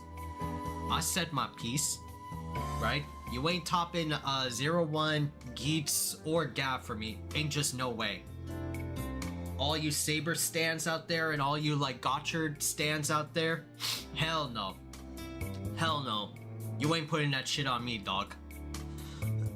Gavv is just like, you know, I've seen a lot of Kamen Riders, right? Like anybody that comes onto like my channel, right? Anybody that comes onto the streams, anybody that makes a, what was it, a direct comment on my Twitter or Blue Sky. Y'all know I'm a Toku stan, like more so a Kamen Rider, Super Sentai, Power Ranger stan through and through. I have selective like tastes for Kamen Riders here and there, right? Like a Kamen Rider show has to have like a lot of like elements that really like jingle my whistles a bit, you know? And I've seen my fair share of them. I've seen all of Phase 2. I'm halfway or like 60% done in Phase 1. I still have yet to see Kuga, Akito, Hibiki, and Decade. But I've seen my fair share of Kamen Riders. Some are good, right? Some are good, some are bad. Some have really good concepts and premise, but they just fall flat towards like the end. Some have really bad like ideas, but actually like those bad or like hokey ideas are actually like really smart, you know? Right? Very well like surprised. Was that mango? Oh yeah. I'm still reviewing. Taking my time slowly.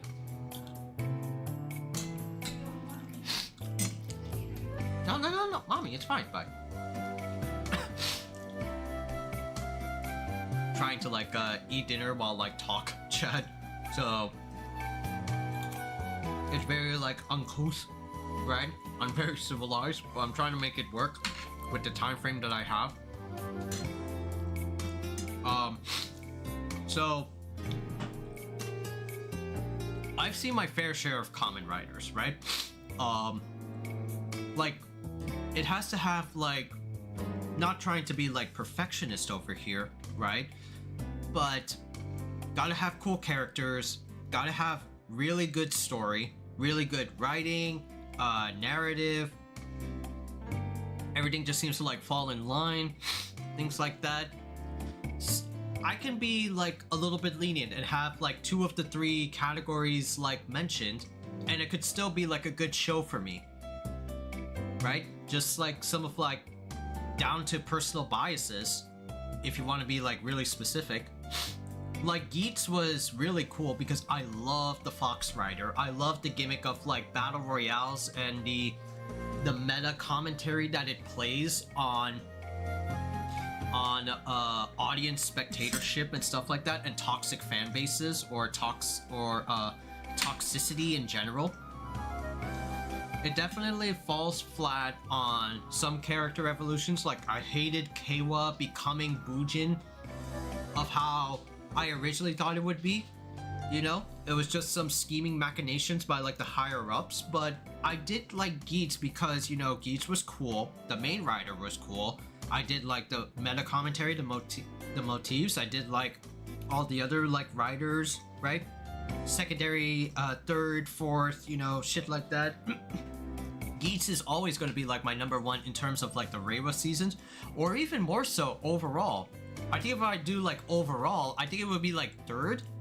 #1 would still be like W for sure, because I love like the relationship between Philip and Shotaro, right? I definitely liked like the universe it's in. I love like the hard-boiledness of W. Detectives always like a soft spot for me, but make them like cool, you know? I like that shit. So Gavv just like has all of those like things, I feel, right? It's charming and cute because of like the little like minions that Shoma like, you know, shits out. The little like gachizos right here, like literally these shits, you know? Like these cute little like snacks that whenever Shoma eats something, his like little like belly shits out like an appropriate like gachizo, like a snack. It could be like cookies, it could be candy, like gummies, right? It could be all sorts of things, you know? Bitch even ate cakes or ice cream. He even ate like ramen, right? Anything that Shoma deems like tasty, or whatever like premium Bandai comes up with an idea for a gachizo, it's like, yeah, that's a gachizo, you know?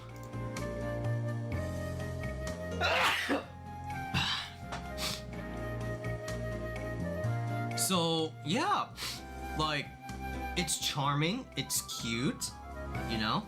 It's very like colorful of a show, especially to like some elements. It applies so well with the contrast of the villains, which is the Granules, who live in a very dark society, you know? Even though they're people just as the same as humans, you know? So yeah, it's very well written. It doesn't spoon feed as much to us as the audience of the show that it is. Nah, it's really good. I like it. And you know what makes like a Kamen Rider show really good is the action choreography. Like, let me tell you, the action scenes, the fights in these shows are really like spectacular to look at, you know, from beginning to end. Gavv has literally like the most creative action scenes I've ever seen in a Kamen Rider, and they're actually super swaggy as fuck, bro. Like, goddamn. I know everybody praises like about like Kuga being like, you know, the absolute like crash out on social media, because you know that's what they dubbed that scene, as a crash out. But the scene of where like Kuga literally punches the shit out of a monster or a Grongi, because that Grongi was robbing away a person's like happiness away, you know, like just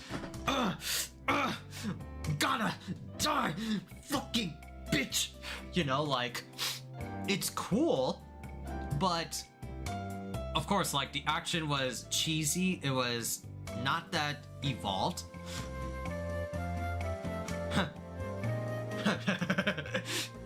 Fucking sneeze again, I dare you, I double dare you, motherfucker. Sneeze one more time, goddamn time.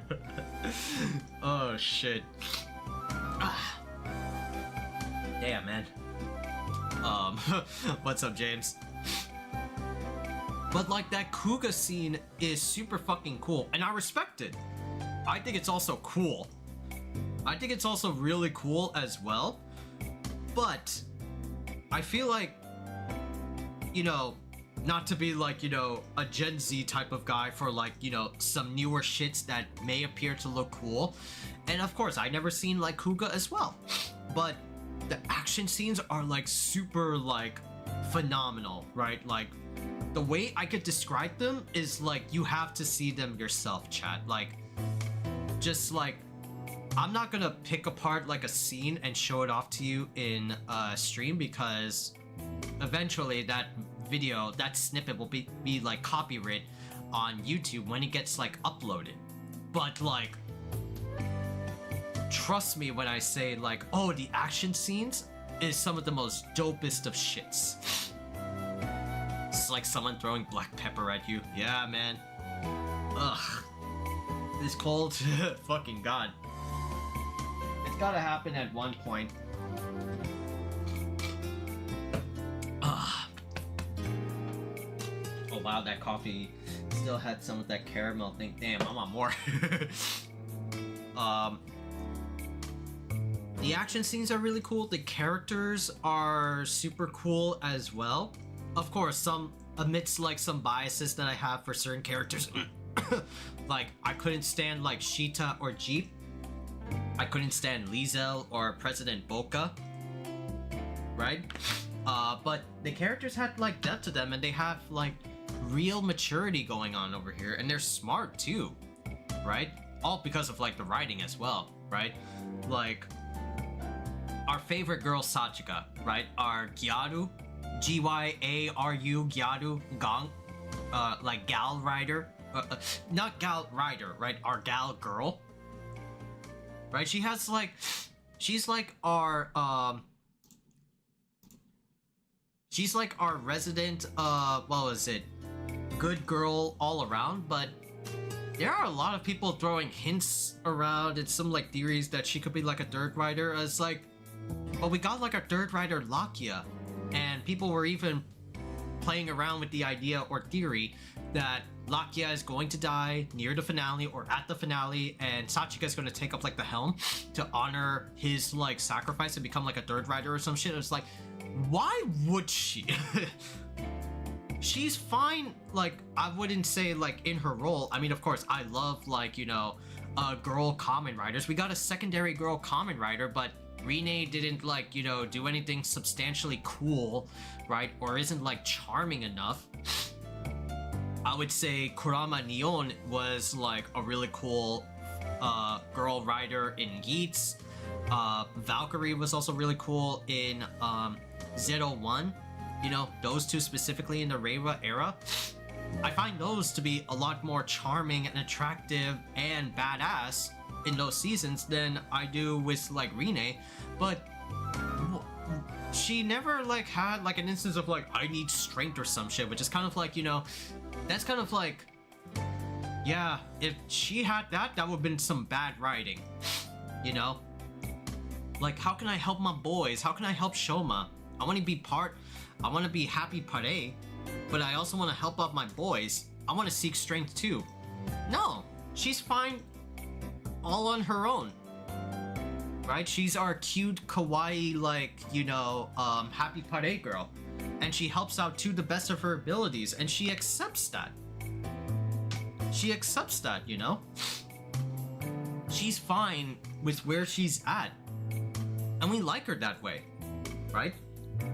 Not saying, you know, like, God, like some, like, you know, boy versus girl, like, you know, gender, like, bullshit type of like that. No, like I said, I like cool girl, like, riders, right? I think they could be, like, really cool, you know?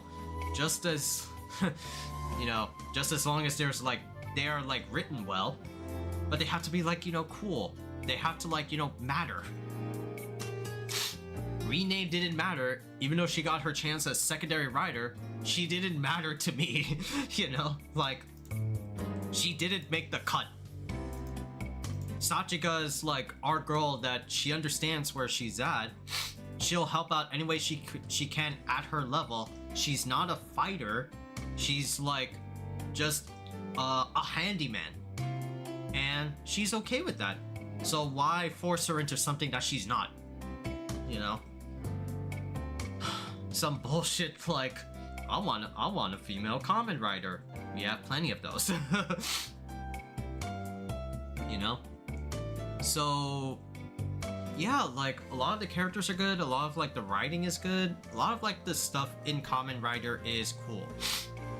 One personal gripe I have was like, you know, I think it was like when they were introducing like Stomach and Suga in Hanto's arc, right, the first arc, they were going ham on Hanto and the sleaze Suga, you know? But I kind of thought it was like meh, you know? Like they're driving home on the sleaze Suga arc and the Bitter Gavv and the Dark Shoma, but I thought that was like unnecessary. You know? Like, okay, we got into sleaze Suga, but it just sort of like, it's like a filler arc to the Stomach family. And when they brought back the Stomach family, they introduced the Jalducks. They introduced the Jalducks, and we had to deal with Jalduck bullshit, you know?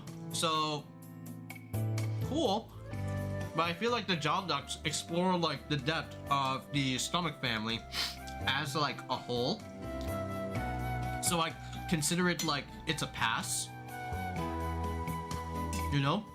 But the one gripe I have was like the whole like Bitter Gavv and the Dr. Suga arc, which was kind of like a stall. I kind of didn't like that, you know? I didn't like that. I'd rather have it, you know, be done very quickly or be integrated into like the Stomach, because, you know, Neil was working with the sleaze Suga at a capacity, right? It's not like it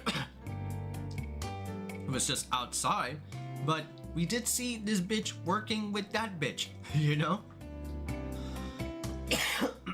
Excuse me. Yeah, just like one gripe I had. And of course, like the finale had like, you know, some loose ends. I think like only the one loose end would be, well, technically two, is How is Niel gonna come back into the human world? And what's gonna happen to Lizel? Because we saw with Lizel's character is that, oh, she's like the spoiled La Princesa of the Jaldak family, and she only saw Jeep as like her personal toy that she likes to break apart and reassemble again, like some sick spoiled girl shit. But when she saw like her pops died, and when she saw Jeep like being mature, it's like she changed too. Now she doesn't see Jeep as like a toy, rather an actual person. Of course, her shit is fucked up because she's of high royalty. She doesn't give a fuck about, like, you know, the destruction of another world or some shit. Nah. Or like other person's like feelings. She just like sees something as like a cute toy. She wants to play with it until it is done. But now she knows what loss feels like, and she's stranded in the human world. So what's gonna happen to her? Probably will be like explained in either inshallah, I'm hoping, a winter collaboration movie, right, between Gavv and Zets, or possibly the newly announced V Cinema movie, like their what was it, TV 14 movie, that's gonna have like a new exclusive form for Hanto, and it's gonna explain what Lizel's been like doing ever since like her what was it, her stranded nature in the human world. So that could be like explained, right? Hopefully that they can like explain it, and not just like some bullshit just to promote like a new like new form for a rider. It doesn't look like a Kid Bash form. That's what I've been like hearing, because usually like rider forms for like spin-offs are usually like an amalgamation of previous rider forms, and they just like trash can pile it onto another person and hence call it a new form. Like, what was it, fucking Gotchard, when Spanner got like a G1 form with the two like what was it, gauntlets. They are literally like Gotchard, Iron Gotchard's like train gauntlets. This motherfucker ain't fooling us, Chad. That's a Kid Bash form. You know? But yeah, like Kamen Rider Gavv, a solid season. Like straight up like 9 out of 10 show. It is so far like second for me in my Reiwa seasons at the moment. That could like change if potentially like a rewatch or some shit like that. Geats is like still up there. It is like if I were to do like all the Kamen Riders I've seen, it would probably be like third. Probably be like third or fourth. Ain't no way it's topping like W or Den-O for me. Ain't no way in hell.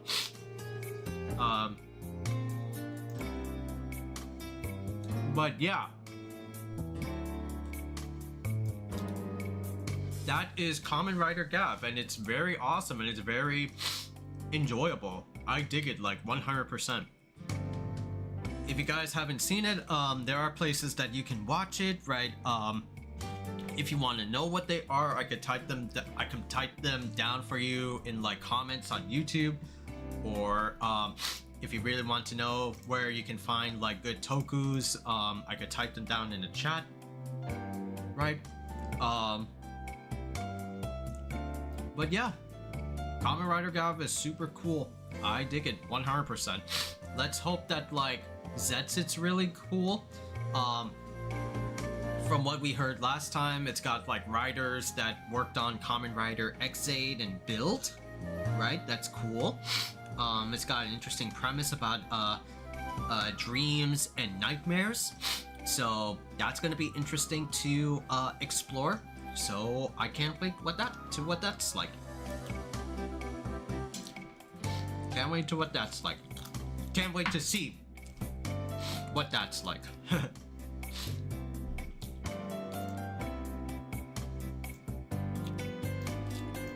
Alright. Yeah, that Smash theme is I think that's no. I know what I put in. That trophy gallery theme is some dope shit, Chad. I like it. I like it. I chose like a good theme. It was like chill. It was like a cool fireside. Oh, there's a Tekken 8 update. What are they updating? Is it the swimsuits? Is it the swimsuit editions?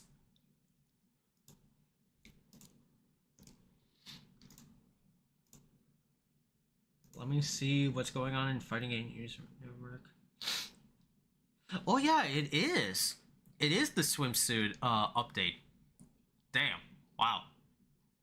People gonna be mad horny. Tekken is already like hoarding it up, but they're just gonna be mad hoarding it. Tekken saw like, oh, Street Fighter doing swimsuits? They're like, bet. They're like, bet.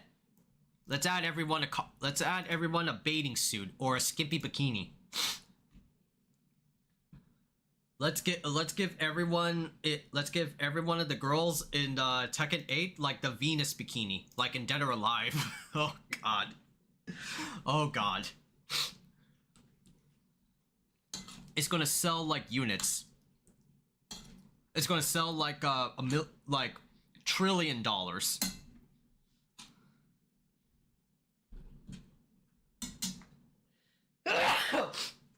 Excuse me. I sneeze. I say sneeze again, motherfucker. I say sneeze goddamn it again. Oh, fucking. You gotta be like either you gotta be like Sam Jackson or Denzel Washington in The Equalizer. Stop with that sneezing, boy. Okay. So, what should we play, Chad? What should we play?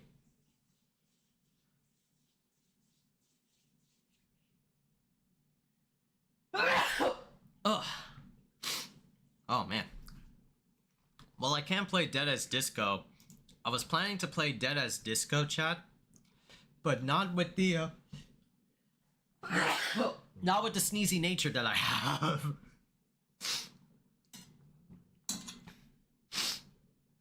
Not while I'm like sneezing up a storm.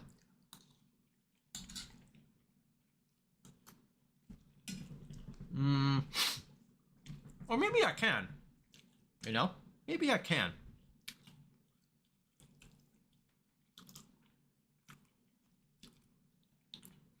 I could download DMC4. It's been a long time since I played that game.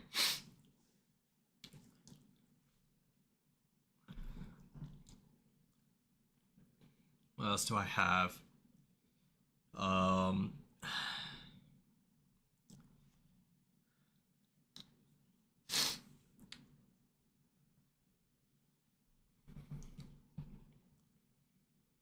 Monster Hunter Wilds. I know I've been meaning to play Monster Hunter Wilds, but now it just doesn't do it for me.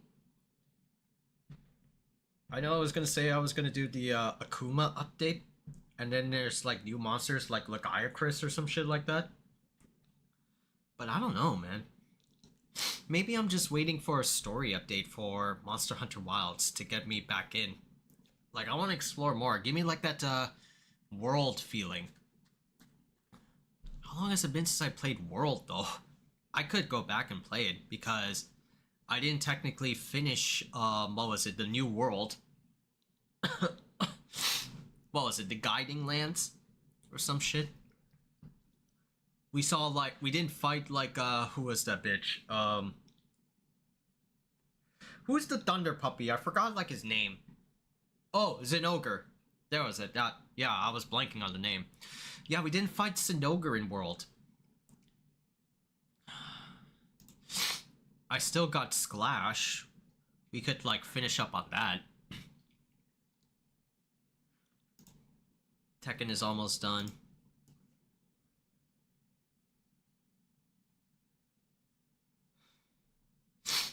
Tekken is almost done. You know what I've been playing for like, well, I think like the past 2 like Fridays, and I was playing like yesterday, some Soul Calibur. Yo, I was playing some Soul Calibur with one of my mods. Damn, I was like having fun, just like labbing. Well, not labbing. I labbed after, but I was just like playing some sets. Holy shit, I underestimated the game. It's fun.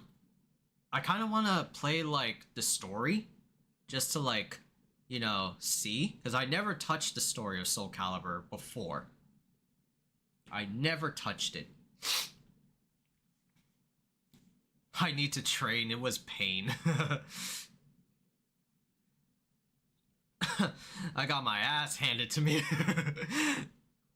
I got my ass handed to me.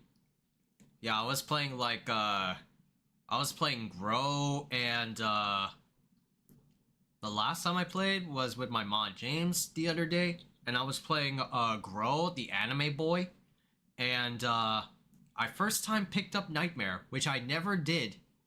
I understand why people liked Nightmare.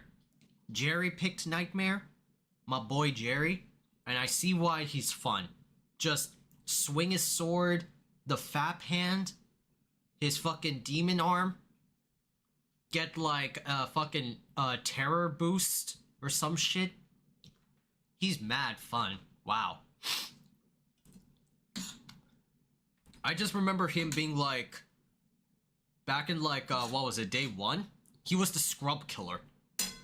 Everyone liked the, what was it, Edgelord Nightmare, because he was super fucking good. He had a really good, super, too.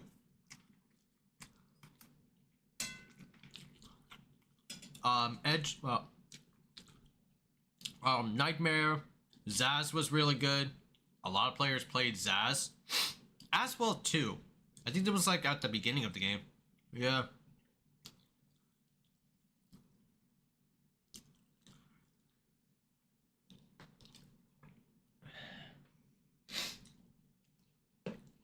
Yeah, that was at the beginning of the game.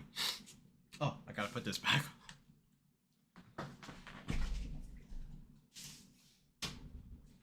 Yeah, let's do that, chat. Let me, play the Soul Calibur story a bit.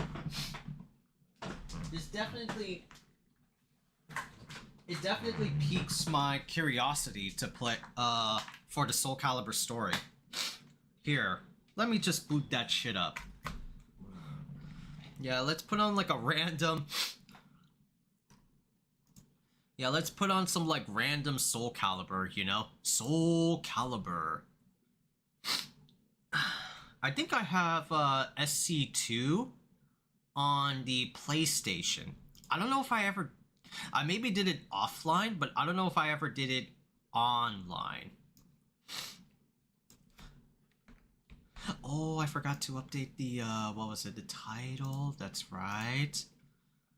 I forgot to update the, title description. That's right. I forgot.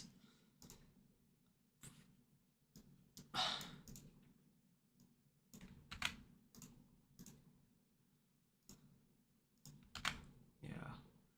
Put that to over here. Yeah, and let's put in Soul Calibur. Soul Calibur doesn't have spaces, so it's weird. It's called like Soul Calibur as in like one word.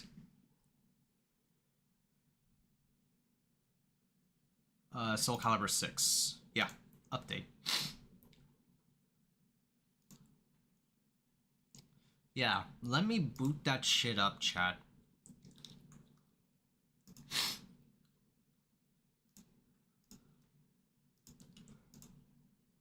Oh yeah, I also have DLC in there. They got like, fuck, who's that? They got like Hildy, Cassandra, all the DLC that I didn't get because I wasn't in tune with Soul Calibur. Maybe when a sale comes, I could buy like the season passes.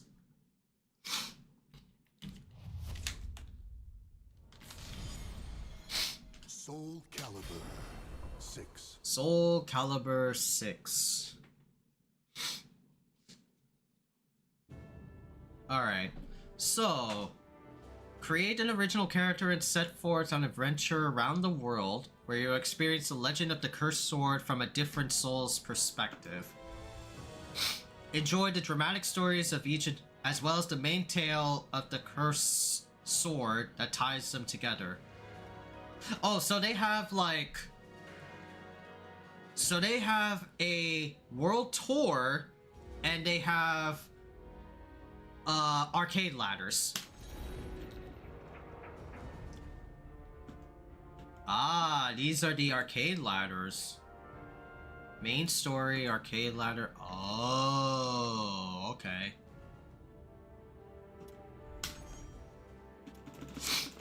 So you can create new characters. Let me just try and see. What's that's like? A ray of light from the evil seed pierced the sky. Its glow reaching as far as India. As India, damn. Here we find Sorry, the Chad. person whose fate was entwined with the two swords. Oh, my bad. Sorry, Chad. Is there any... Ah, there you go. Good. Ew, Zaslamel. Hold on. Let me, what was it? Heighten the volume for you guys. Yeah, it's like a 40. There you go. Cool. Consumed by the evil seed, yet still with presence of mind. A link between chaos and this world. You are quite the interesting one. Still, you will eventually succumb to the chaos, unless you engrave a clear image of yourself onto your soul.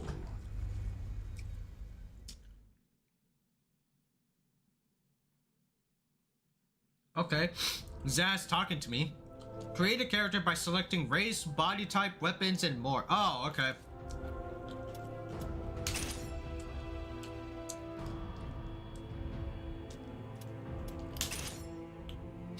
So... Oh, I get to be a human? An outcast?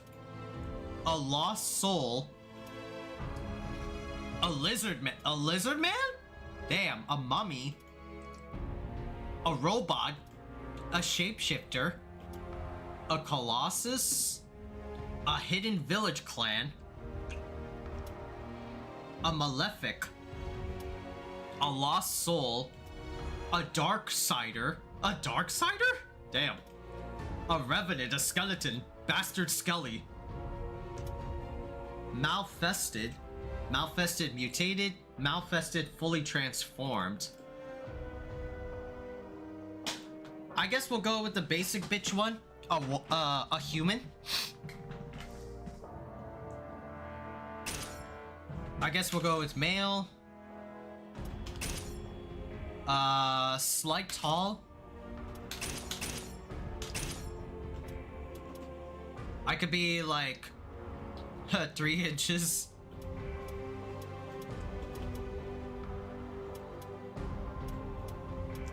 I guess I'll be average. I could be chunky, I could be skinny, or I could be fat. I could be fat. Skinny, lean and skinny. I guess middle. Oh, so XY. Okay, gotcha.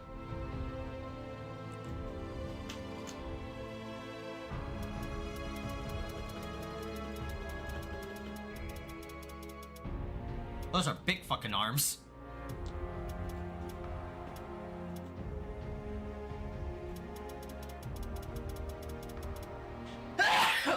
Excuse me.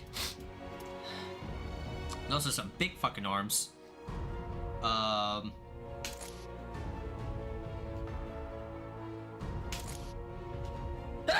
Pectorals. Oh, the man titties. The hips. The hips. The thighs. Those are some big ass thighs. The calves. I got like a chubby belly. Male face 20.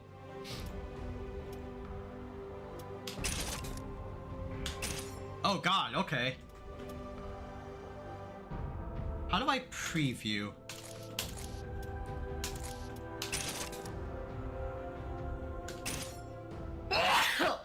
Ugh. Man.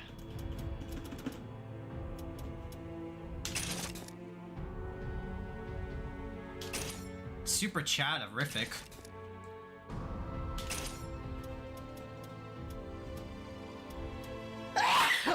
Man.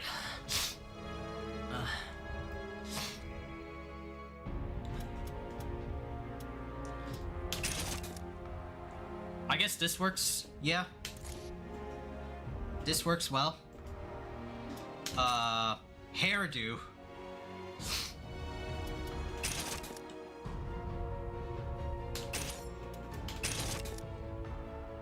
Okay, so it defaults to like, I have like an afro. What would be like my hairstyle? Possibly something like this. That's like my hairstyle now. Like my hair is like getting long, not too long to like shoulder length, but like it's pretty long.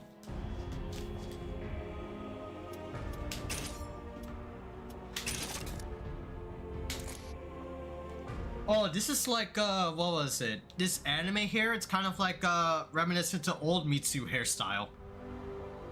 Old Mitsurugi. I remember this hairdo.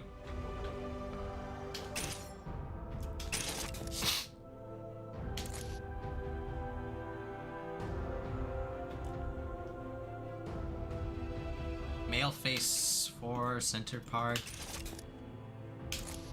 This is wild short. Wild shorts kind of fit. Wild short kind of fits.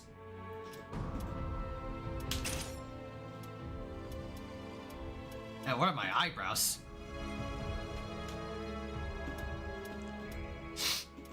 Got some thick fucking eyebrows.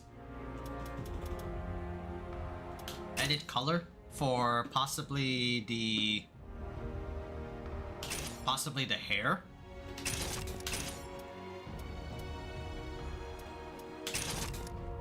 Black hair. Black hair as well. Torso, chest hair. Yeah. That looks fine. Let's go. Let's go. Oh god. Let's go. How about this? Let's go. Let's go!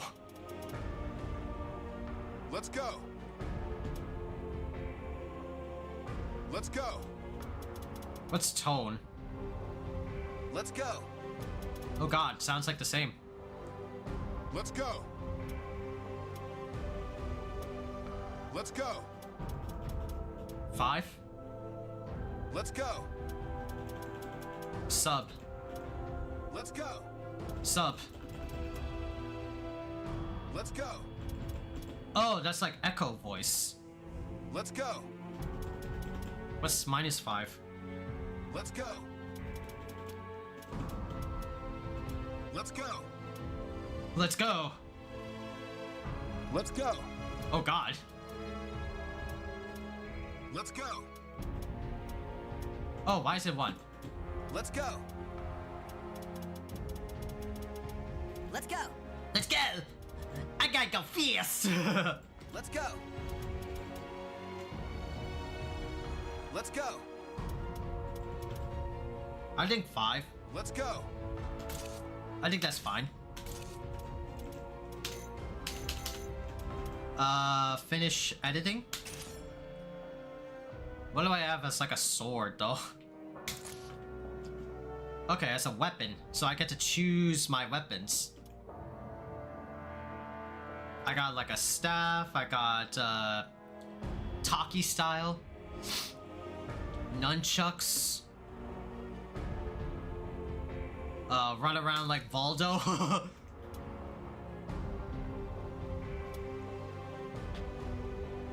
Got me a great sword. Ivy's whip. Zweihanda. Nightmare. Katana and... Oh, that's Yoshimitsu. Chinese sword, Changhua.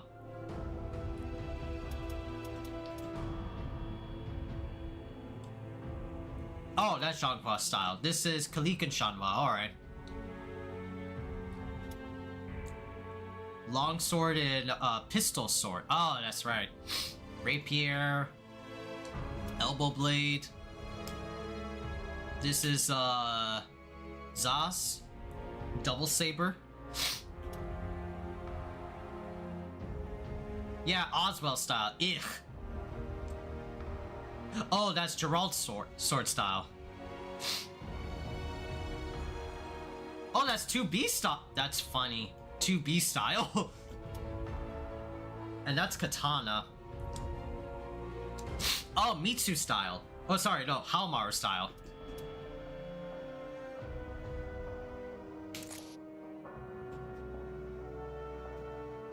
Okay, so I think I'll go with I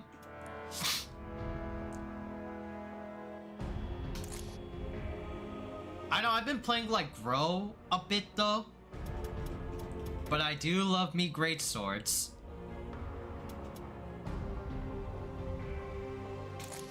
I do love me great swords. Look at this big ass stick. All right, I'll go with great swords. Zweihanda.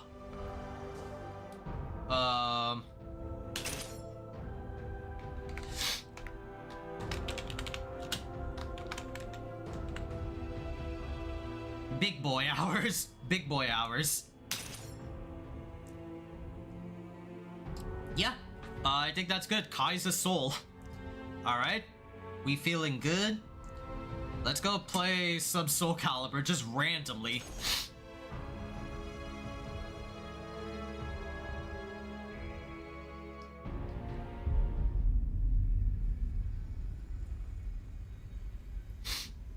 If you can keep a hold of who you are, you will be able to stave off the chaos.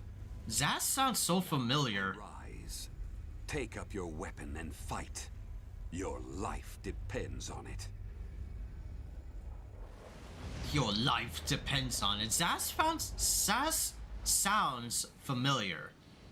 Don't know where, but he sounds familiar.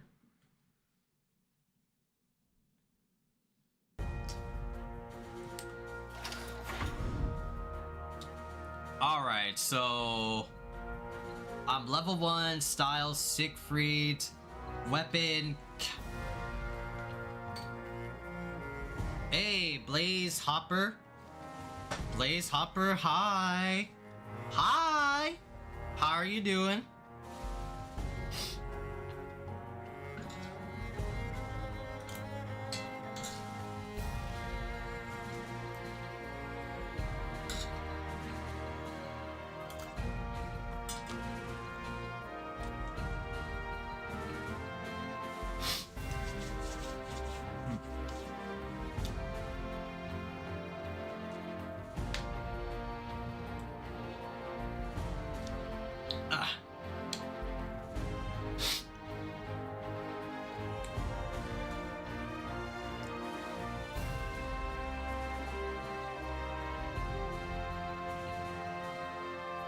We talking about Gavv? Aw, man.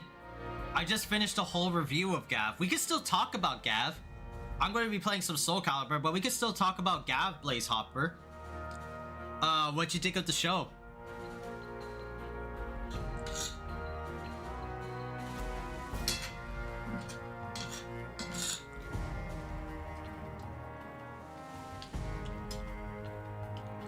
You like Gavv? Oh, dude, I loved it. I absolutely loved it. I give it like a 9 out of 10. It's really good.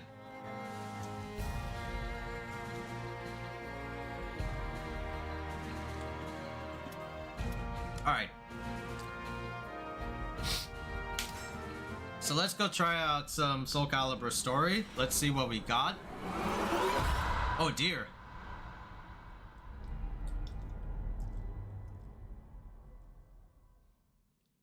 Evil, creepy sword. The cursed sword. Khaiza's soul. That's me. When I woke up, my head was pounding. Maybe it was the nightmare I had, but I could barely catch my breath or stop shaking. You're finally awake. It seems you had quite the nightmare. A man in a hood stood at my side. His appearance suggested someone quiet but strong-willed.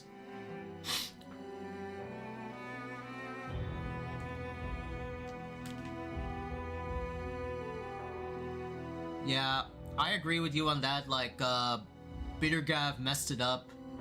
Like, it was a cool concept on paper, but it wasn't executed right. I wish he would have been there for, like, longer, though. Like, maybe, right? I wish he would have been there for, like, longer, instead of just being, like, you know, just a plot device for, like, lackeys. And yeah, Jeep should have died ages ago. He's the architect of ruin, like, towards, like, the later half of the season. And that's so fucked up. This fucking pampered-ass bitch. I don't know about Glota should have become a rider, though. Like, as much as I love Glota being the baddie that she is, I don't know if it would make sense for her being a rider. Maybe an evil rider, you know? And not Jeep. I'd say I like Gavv. Yeah, Gavv is really cool, man. I liked it. Like I said, it's a 9 out of 10. It's really dope. It's really dope. I was like super depressed when like Gavv like ended, because I don't get to watch any more of my boys and girls anymore, because the whole season is over. The whole year is over. Now we have to watch Zets. I'm like, man, fuck. I'm hoping Zets is good though, Blaze Hopper. I'm hoping it's good, considering it has the writers that did both X8 and Build. I have like slight confidence. I have slight confidence that Zets could be good, considering the thematics is like nightmares and dreams. Cool, you know? And we have like a spy writer that's really sick. Oh, dude, Glota should have become Bitter Gavv? Oh, man. Damn. If I could, like, high-five you, I wish I could. If I could high-five you, my boy, if I could dap you up, I wish I could. My name is Zaslamel, and I know what's happened to you.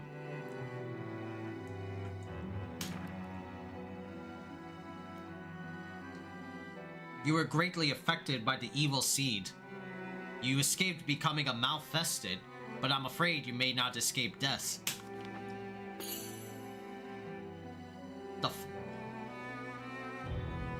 But the writer also wrote Trash, Geats v Cinema, and Outsiders. That's like a few exceptions though, right? It's not like... You know what, my boys? Subscribing now. God. Thank you for the sub. I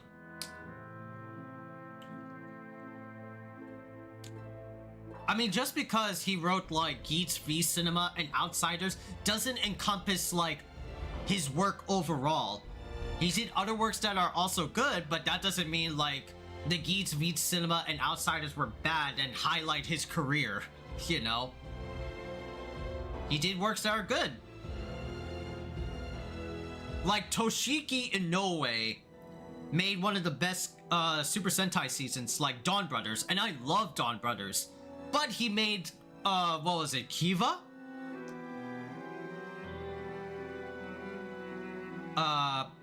He made Kiva, and I didn't like Kiva because of how, like, bullshit it was. I get it, like, past and present colliding or some shit, but I just didn't attune to it. Yeah, it did get overcooked at the end. Geats got overcooked at the end too, but it still has some really good points, right? Hence, I call Geats my #1 Reiwa rider, because it was super fucking dope. Hey, what's up, a Dawn Brothers stan? I like that. I like that. We love our boy Dawn Brothers over here in this house. I got the big ass fucking Megazord in the back, chat. My big ass Megazord right over there. I got the whole Dawn Brothers Megazord right there sitting in the back collecting dust. Right behind, right in front of the Darkstalkers poster, right there. If y'all like zoom in, it's right there. Right where my finger is. That lovely, lovely dust collecting Dawn Brothers Megazord now hiding with the pop filter.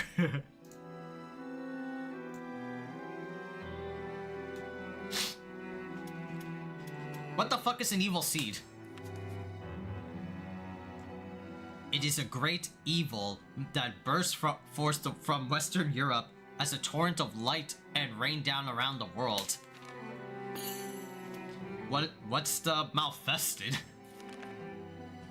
They are beings whose body and minds have been twisted by evil. Symptoms vary, but they are known to become monsters. Ah, that's what they are. Many malfested lose all sense of reason, become violent, and attack people. Luckily for you, fate put you on a different path. And what's this about my headache? Your body does not appear to have been altered by the evil seed. However, it seems to have affected your soul. Linking it to what is called the astral what the fuck is an astral? What the fuck? The astral chaos is a curious realm where great powers collide. In time, it will consume your soul, resulting in your death. Your nightmare and headache are a sign of what's to come. Okay, I got like some lore that I didn't know anything about going into Soul Calibur. I love the Reiwa Sentai more than the Reiwa Riders. I say they're about equal. It depends on like how good it is though. Dawn Brothers and Revice, even though Revice was peak, Dawn Brothers better and King Oger better than Geats, and Boom Boonger's clears Gotchard and Gojuger is eating Gavv recent episodes. Okay. Okay. I'd say they're about equal.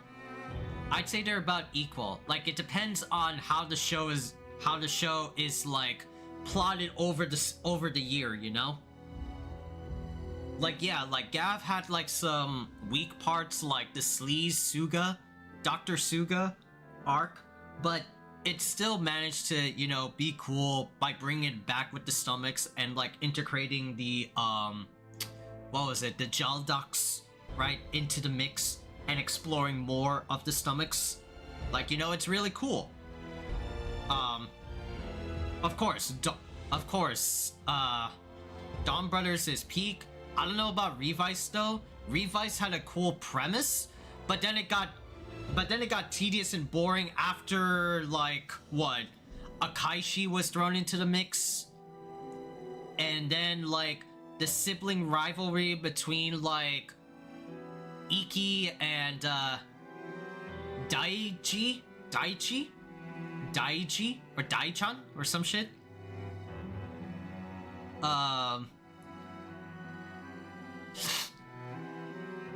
It became like very boring toward the end of Revice, although Vice was really cool. That's why I give it props.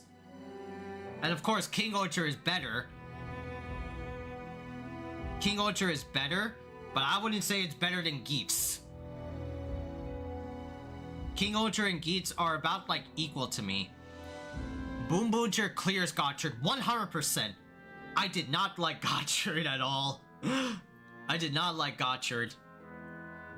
It's got cool like concepts, but it just didn't pay off.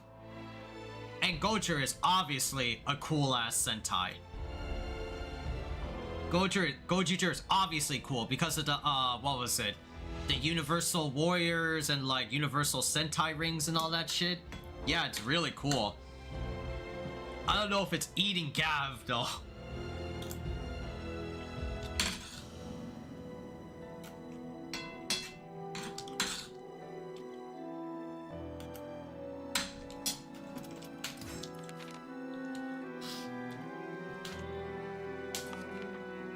really, how to extend your life.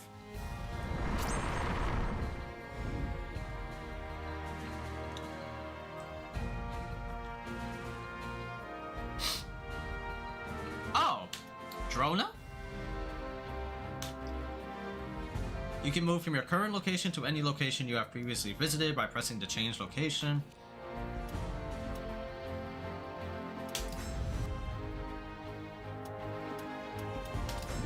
Oh, okay. You cannot use this feature yet.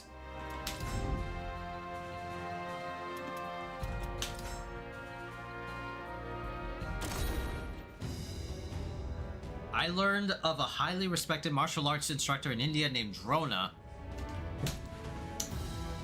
I made my way across treacherous mountain paths and traversed crumbling ledges before finally reaching my destination. Oh yeah, this is a dojo, right? Hail, traveler! What business do you have so deep in the mountains? I told him my name, and that I have come to learn. Well, Khaiza's soul, I never refuse anyone with a desire to learn. However, I live in seclusion because I have earned the ire of the local king. If you stay, you too may find yourself with a powerful enemy. Are you sure about this? I nodded, and he continued. Very astute. Very well. I will train you, but before we begin, let me see your skills.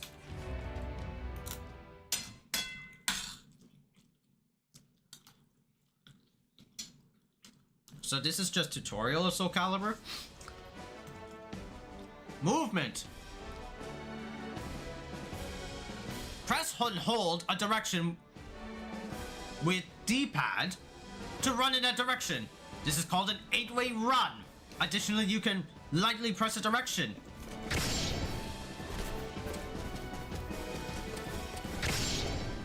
Completed.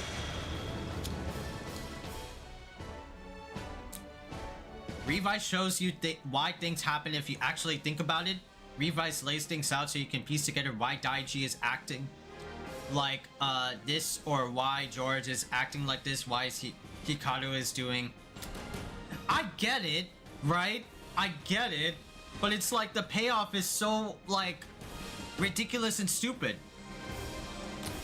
Like, I watched Revise twice, first time myself as it was premiering, and with my nieces in another country via like a web call.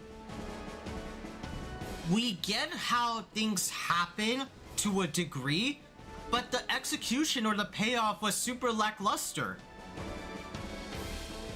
Were we supposed to feel sad? Like George, the coolest fucking side character he is, being a Kamen Rider nut, being a Kamen Rider fanboy, was inspired by his dad via like DNA and Scientology, then reunited with his dad and got like some beef with him, but then when he died, he realized how much he missed him. Yeah, symbolic, but it's not like they're deeply impactful. They're symbolic, yes, but they're not impactful. Like, at least to me and my cousins watching it. They're not that great, though. I didn't like it. I didn't like them.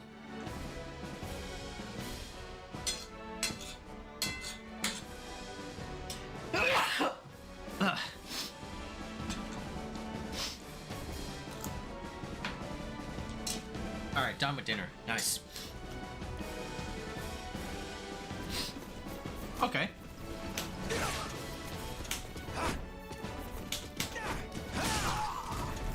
Ah, okay.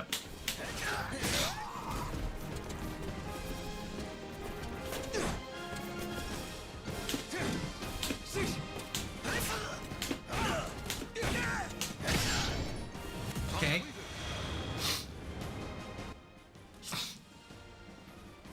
Perform a combo. Yes. Guarding. Okay, guarding. Press and hold G. Okay. Oh.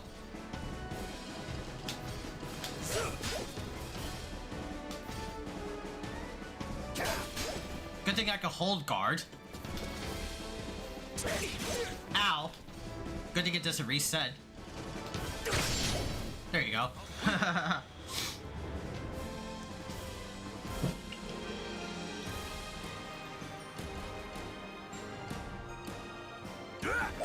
Oh shit.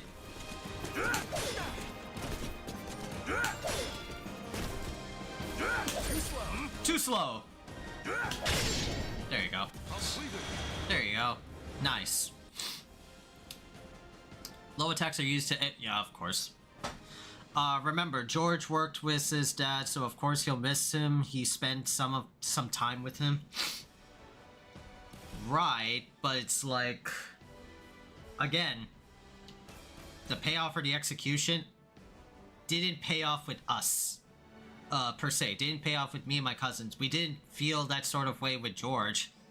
It was a cool idea, but the way of how it was like towards like the end, and it was colliding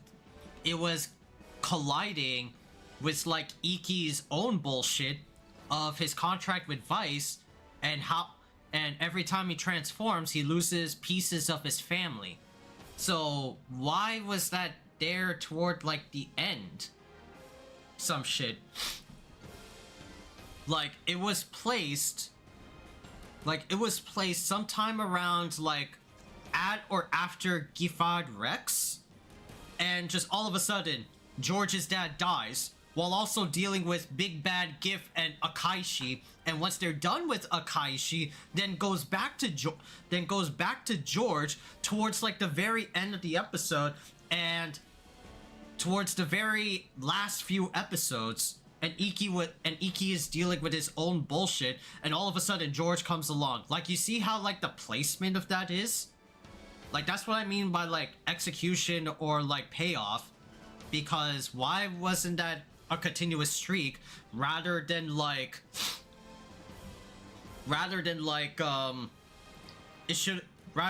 placing it at point A and then jump to like point C, you know? It's like fucking Gotchard with how they killed off who's that guy? Gideon? When he was like, he got clutch grabbed by like the Abyssal Kings, and then this bitch comes back towards like the end of the season. And in the middle was just all like the 3 fuckhead Abyssal Kings. So this bitch comes back. Like the... Like the fuck? Like my argument is like placement is what I like represent for execution. You know, the payoff didn't pay off. The execution didn't pay off because just improper placement of like some important details or key points that were like explained in some episodes, only to be buried by an overarching plot and then like dug back up towards like the end. Like, the fuck? Yes, it's symbolic, but like the flow of the show didn't match it. They just submerged that bitch into water only for it to reappear back out like a fucking dolphin. Alright, what's the next tutorial?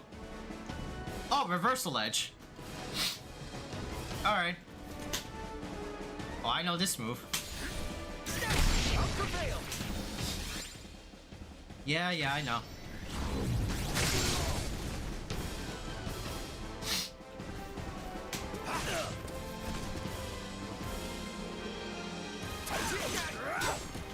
Oh, right. Oh, shit.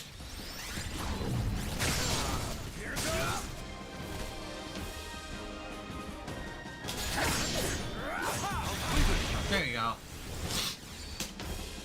And critical edge. Yeah, I know the buttons, game. No mercy! Can you take this? I'll prevail! Showdown! Give it up! Give it up. Completed! There you go. Soul Charge. Yeah, I know this one too. Back with the critical edge button. This is all I got! Excuse me. Watch this! Here goes! Completed! Okay, cool. You can also use powerful attacks called fierce attacks.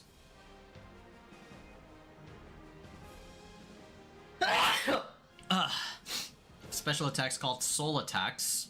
Oh, yeah, that one. Okay.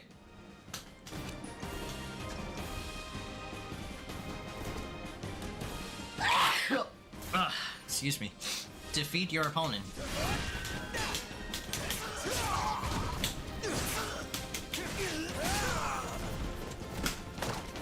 This is all I got!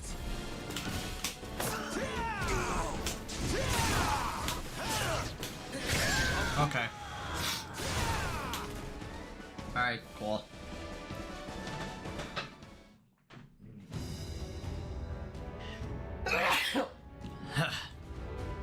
You appear to have mastered basic fighting techniques.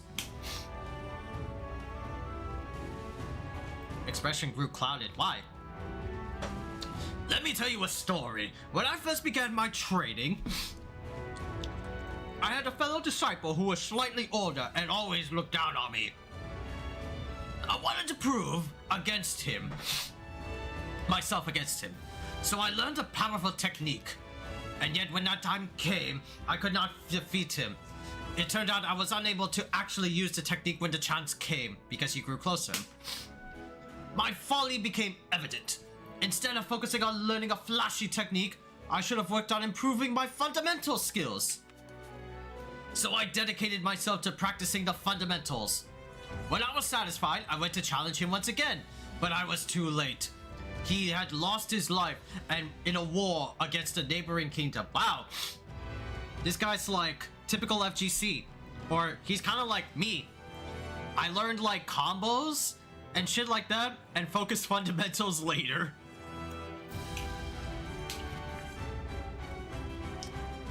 This man had a son who claimed vengeance against the one who slew his father only half a year later.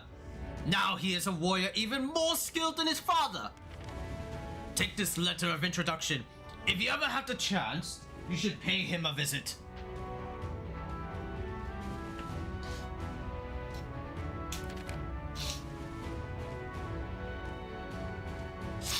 I took Master Drona's letter, thanked him, and left the dojo behind.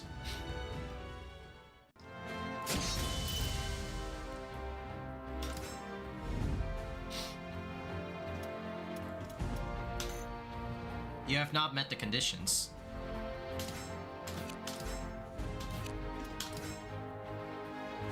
On attacking? Okay. So we go to the next area.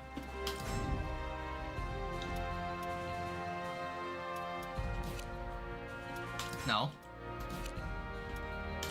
Oh god.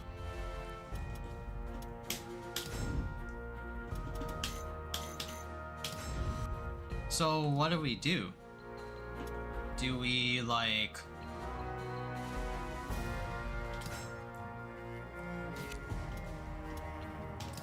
Yeah, that's the basics. Oh. So we have to do this? It's good to see you again. Greeted me with a warm smile when I arrived at his dojo. To what do I owe the pleasure? Come to train, perhaps? If so, I applaud your dedication. Today, I'd like to teach you about many different attacks you can employ in battle.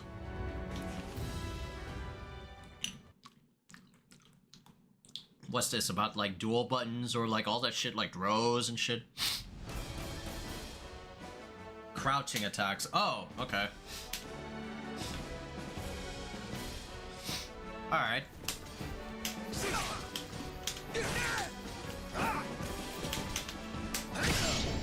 Alright. Yeah, okay. While rising attacks. Dual bind. Alright.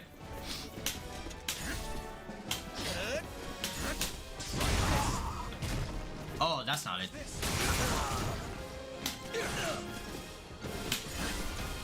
My hand! Watch this. Oh, that's back, AB. Oh, okay. Okay.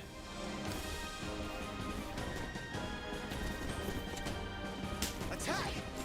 Attack! Attack!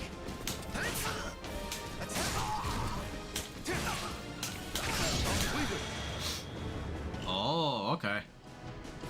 Throwing!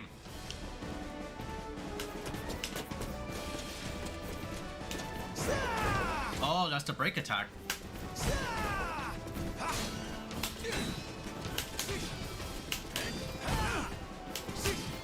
Oh, that's Siegfried's shoulder bash.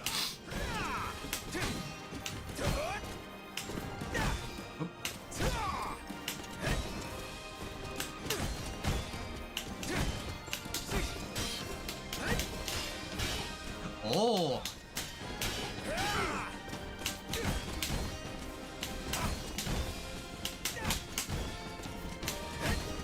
Okay. This is all I got. Strike completed. Okay. Alright. Special attacks. Hit your opponent with a break attack. Watch this. Yeah, that.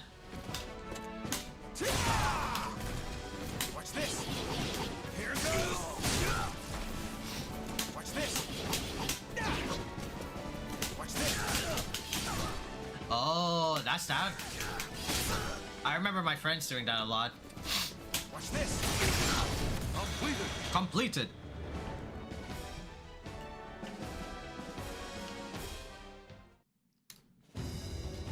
That is all I know about attack types. Next, I'd like to teach you about the effects you can inflict on your opponent using your attacks. What, they're like status ailments in Soul Cal? No, it's just like a fighting game. I mean, fighting games do have status ailments, but like still.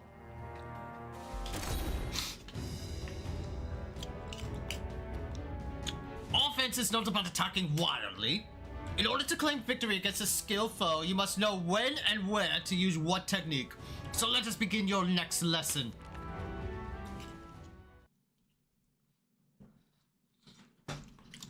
Mangoes. Alright. Countering! Oh, okay.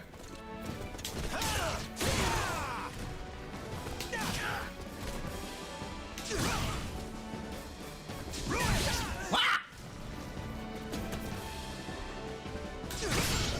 Okay, countering. Yeah. Okay.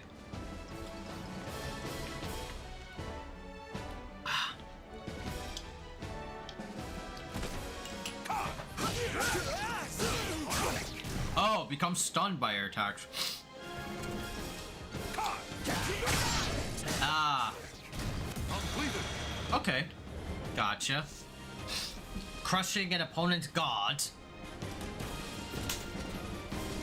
Alright, let me do it.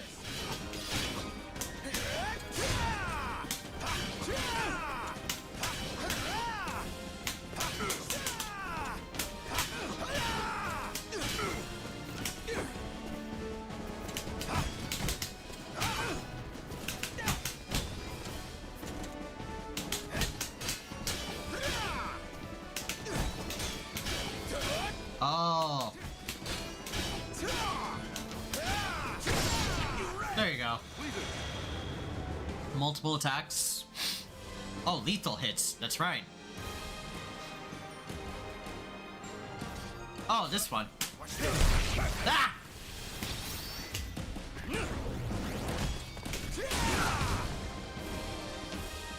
Watch this. There you go. Oh god, Sensei's naked. Oh god. Sensei's naked. Oh no. sensei's naked. Oh no, what have I done? Watch this. Oh lordy. Oh lordy, what have I done?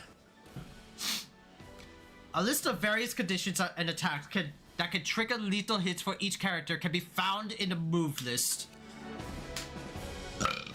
Okay.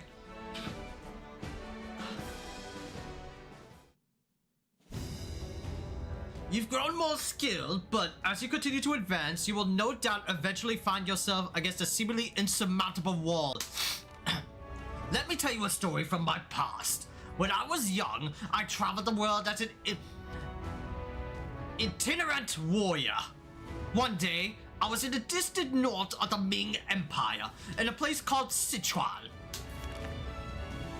I told Drona that Sichuan was in the southwest of the Ming Empire, but he simply looked at me puzzled. What? It is? Really? Well, wherever it may be, I was there. And let me tell you, there was a tribe of fierce warriors. It was during my time with them that I met Han Yi. Or Han Yu. Han Yu was a beautiful and strong young... I mixed up, sorry. Damn, Drona, what you got going on in your mind, huh? Fucking pervert ass. Her slender limbs wielded a blade with great finesse, and her strikes were quick as lightning. She could fend off any attack nimbly, moving like a young willow tree in the breeze. I immediately fell in love with her. However, she told me she could never love me unless I could best her in combat.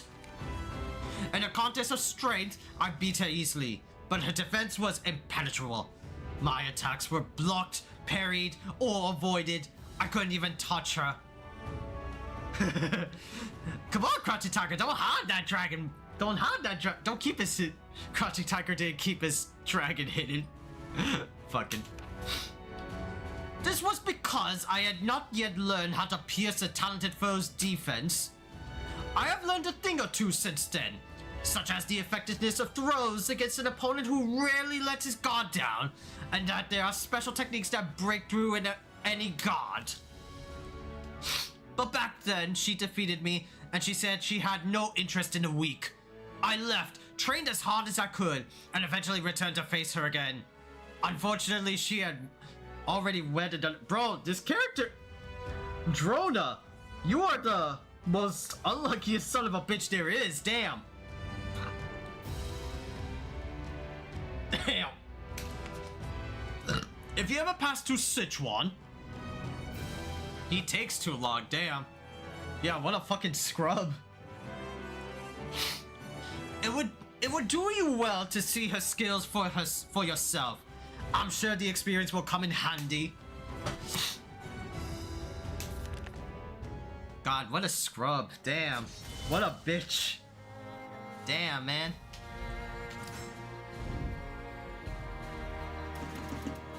I have to do all of this tutorial stuff? Oh my god.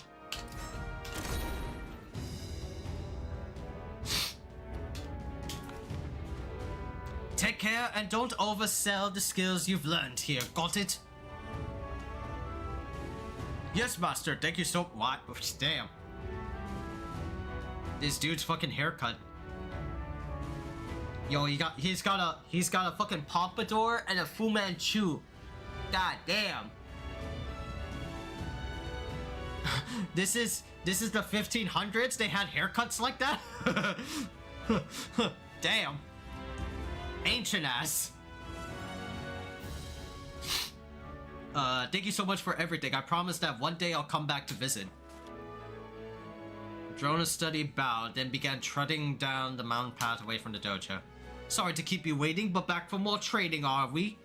Well, come on in.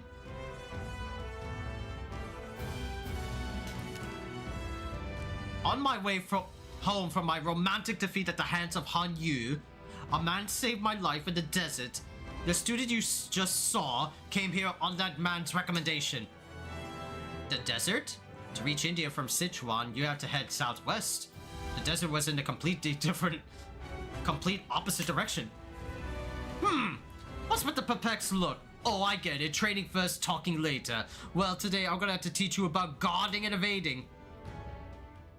I think this will be about, like, GIs or stuff like that, right?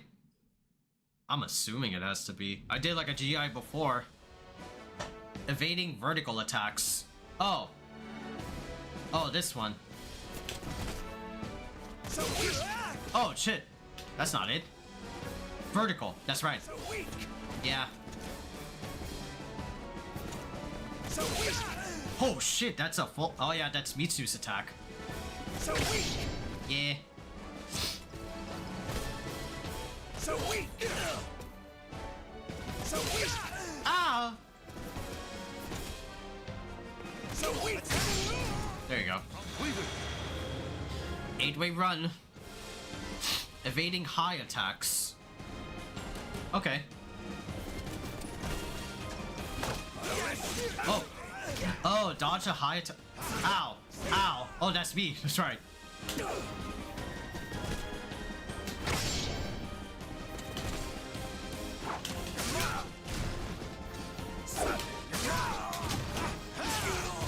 Oh, okay.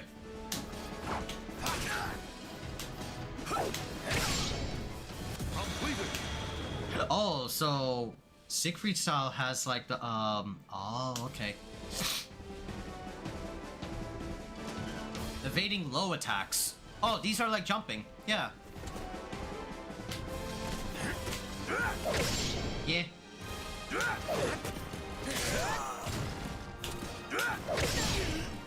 Yep. Jumping attacks. Grapple breaks. Oh, throw techs. There you go. There you go. Throw breaks are easier in like 3D fighters than let's say like 2D fighters, because 2D fighters, unless some things like Fatal Fury, because the Fatal Fury tech window is very lenient. You could tell when you're being like grabbed, and as soon as you could tell, you could like throw break that. But in 3D fighters, it's like simple as like pressing like the throw tech button, or you could press like what was it, ABK, and it should be relatively like simple. Yeah, so it's like 3D fighters got the edge over like 2D fighters because of the simple idea of throw teching, because they make it in 3D fighters, unless it's like a command grab. Well, no. Command grabs can be techable in certain button combinations. In 2D fighters, you take a command grab, you're dead. You just have to take that mix. But in 3D fighters, you could tech almost like anything, because the game is very like mash friendly. I think that's what like a lot of players like dig about 3D fighters, not just for like, I think like characters and all the other goodies that come with like 3D fighters, but just the ability to, you know, get out as much in comparison to 2D fighters.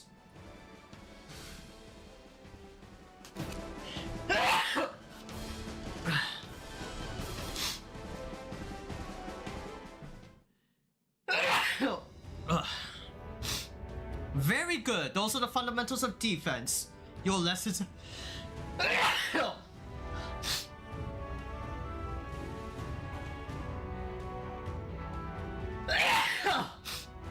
Your lessons after this will be much harder.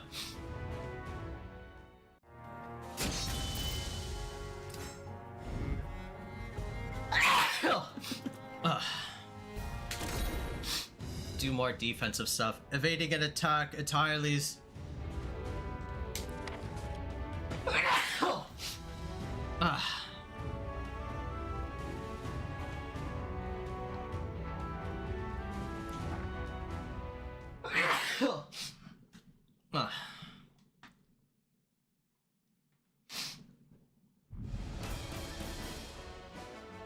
Oh, Ukemi. Oh, an A. Okay. Just as I hit the ground. I failed?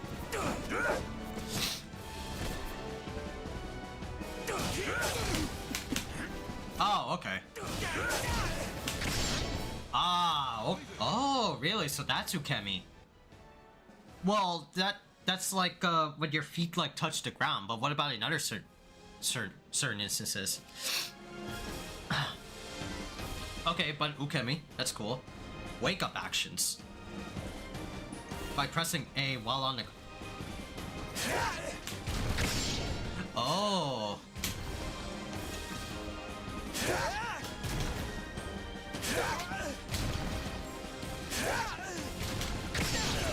Oh, really?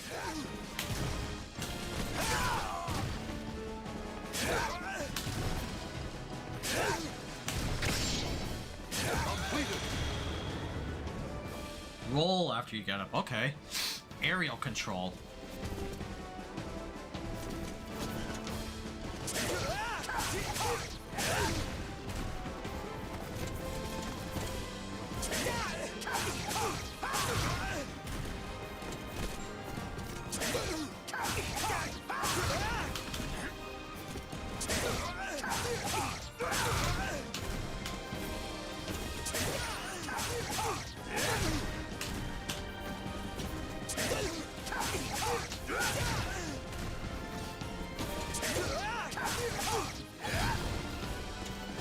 Oh.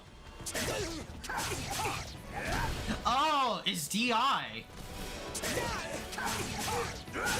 Oh, really? DI.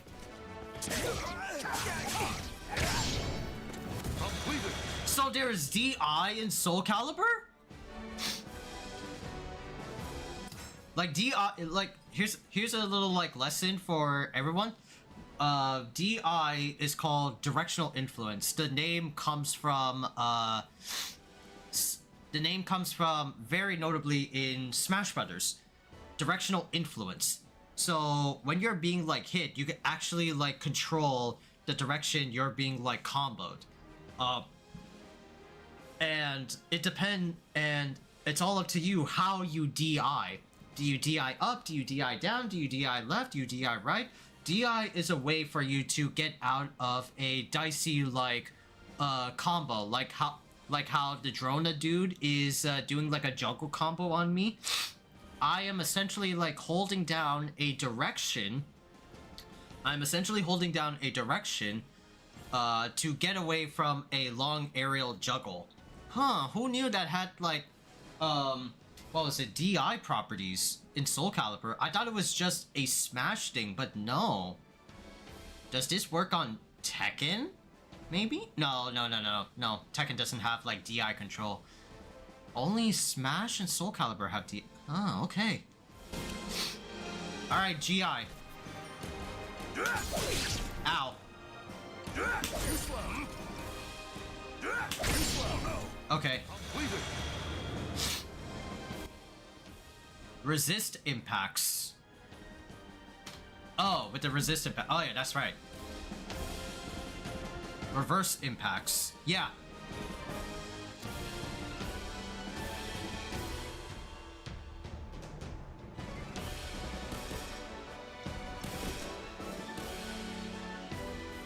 Have a guard impact.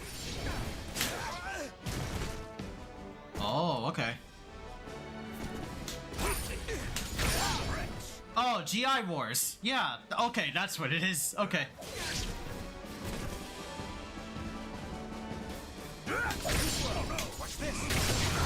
Yep. Oh, I stripped the old man again. Oh, god damn it. It's better this way. Okay, cool. GI Wars and like the sort of like mind game with GIs. Yeah, okay, I learned this before. After many fights with my friends on GIs and after playing online too. Yeah, I did play online in Soul Calibur 6 chat in the early days of my YouTube Twitch career. Just go look up Khaiza Soul Calibur and you'll find online battles, bro. To be quite honest, I have a habit of accidentally going somewhere entirely different from where I intended. That's how I ended up wandering for 3 days and nights in the Gobi Desert. I was on my last legs when a merchant caravan found me. They took me to Kashgar, and that's where I met one incredible fellow. His name was Click. He was a weaponsmith and one talented warrior. He could fight with any weapon and any armor style under the sun. In battle, he was relentless, giving his opponent very little opportunity to attack. He always said he fought to test out the weapons he made, but it was hard to believe he thought of fighting so casually. I'd never met a fiercer warrior.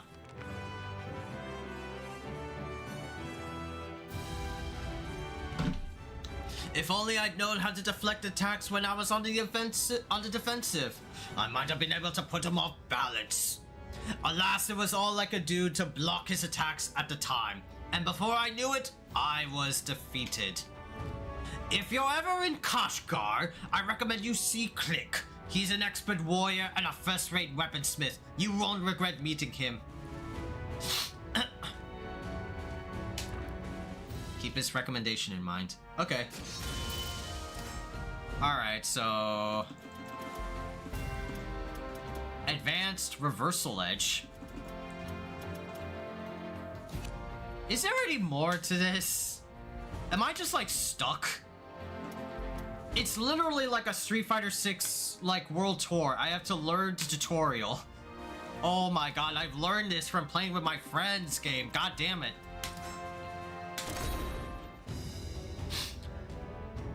Oh god. Now let's go. Now let's get to your final lesson. I'm talking about the clash that emerges in the heat of battle, which require you to think on your feet. Reversal Edge. Yes, I know. I know.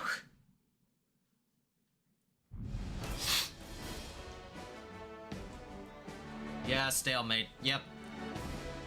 Yeah, I know this. I played a lot of this before. Do this. Yeah. Yep. Down. The Farhanian Gambit. The Farhanian Gambit. Use Y in the... I'll prevail. Don't move. And then Guard Crush. Yeah. It's like guaranteed guard break after the second clash. Movement. Yeah. I can do this. Too easy. Yeah. Completed. You could do Reversal Edge, yeah. All this stuff. Okay. Not without its flaws. This is it.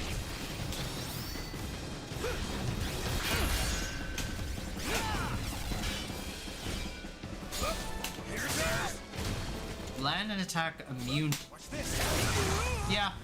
That stuff.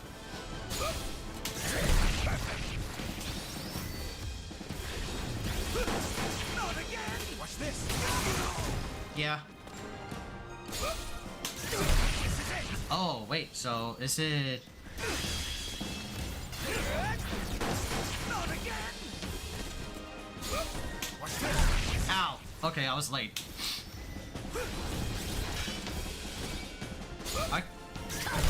Oh, I was in stance. Not again. Yeah, I could just sidestep it. Watch this. Yeah, just break attack. This is it.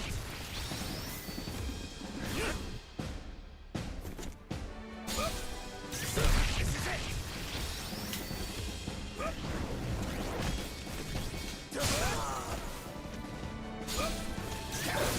Yeah, move to dodge. They're deeply vertical attacks, like a heat smash. Like a heat smash in Tekken. Art imitates art. That was a well-fought sparring match. From the flow of that battle, I could see that your training has so far been time well spent. Flow, you ask? That's right. Battles ebb and flow, just like the tides. You need to read that flow and think 3 moves ahead if you want to win. That's the secret. Speaking of which, remember that merchant caravan that picked me up in the Gobi Desert? They ended up hiring me on as a guard. Your bitch ass is a guard? I mean, okay, sure. And together we traveled down to a port in Persia. It was a big city, so I figured I could find a ship that'd take me back to India. As luck would have it, I soon boarded a trading ship on its way to India, which promptly was sunk by a raging tempest as we left the Persian Gulf. For days I floated on a piece of driftwood until I was washed up on the shores of Africa. My clothes were tattered and torn, but I still had my weapon. Of course, that just made the natives think I was a pirate, and I soon found myself fighting off a local warrior by the name of Wold. I like to believe we were evenly matched in strength and speed, but Wold was far more experienced than I. He could read the flow of battle like a book. I couldn't, and whenever we clashed, I foolishly tried to pull the same move time and time again.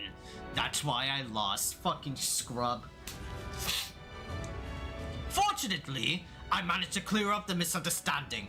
Wold and I grew up close, and eventually we swore an oath of friendship. He invited me into his home in Aksum, and that's where I met his sister. He is literally just a series of fuck-ups. Like, this bitch, like, doesn't learn his lesson. It's like the, what was it? Homies. It's like, I saw this one meme on TikTok, and I sent this to one of my mods, of like, this one dude in China. I think he was playing like, some board game. Well, like chess or what it looks like. I'll have to like look back at it. What was it? Yeah, it was. Thank you. It was chess. Thank you. Yeah, it was the old dude. A man in China lost a game of Zhangqi. He spent 4 hours analyzing his loss in the heavy rain, and the protestations of his wife. He spent 4 hours calculating his loss. And it was in the rain. He was so like distraught by like, how the fuck did I lose? And he spent his whole 4 hours in the goddamn rain soaked because he didn't understand the matchup.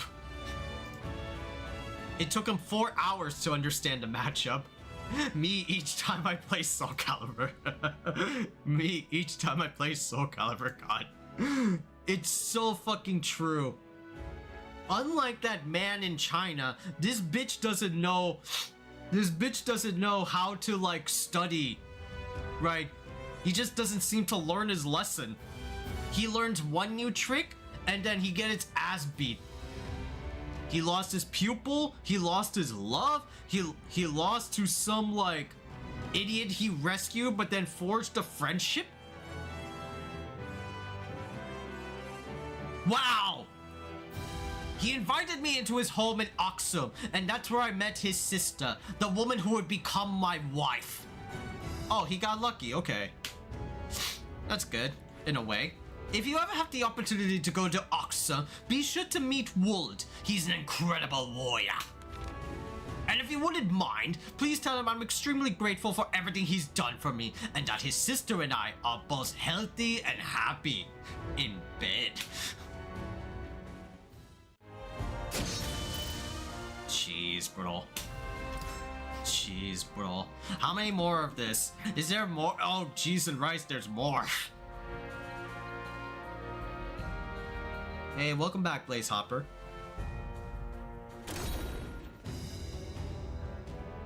The nature of battle is ever changing. If you would continue to stand on the front lines, then you must stay abreast of the new techniques.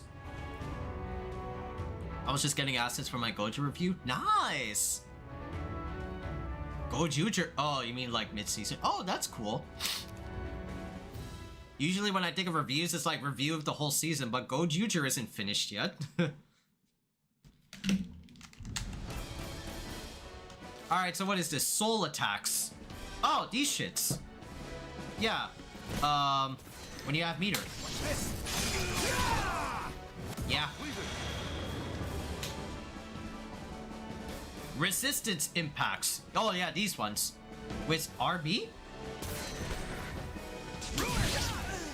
So which one are these, right?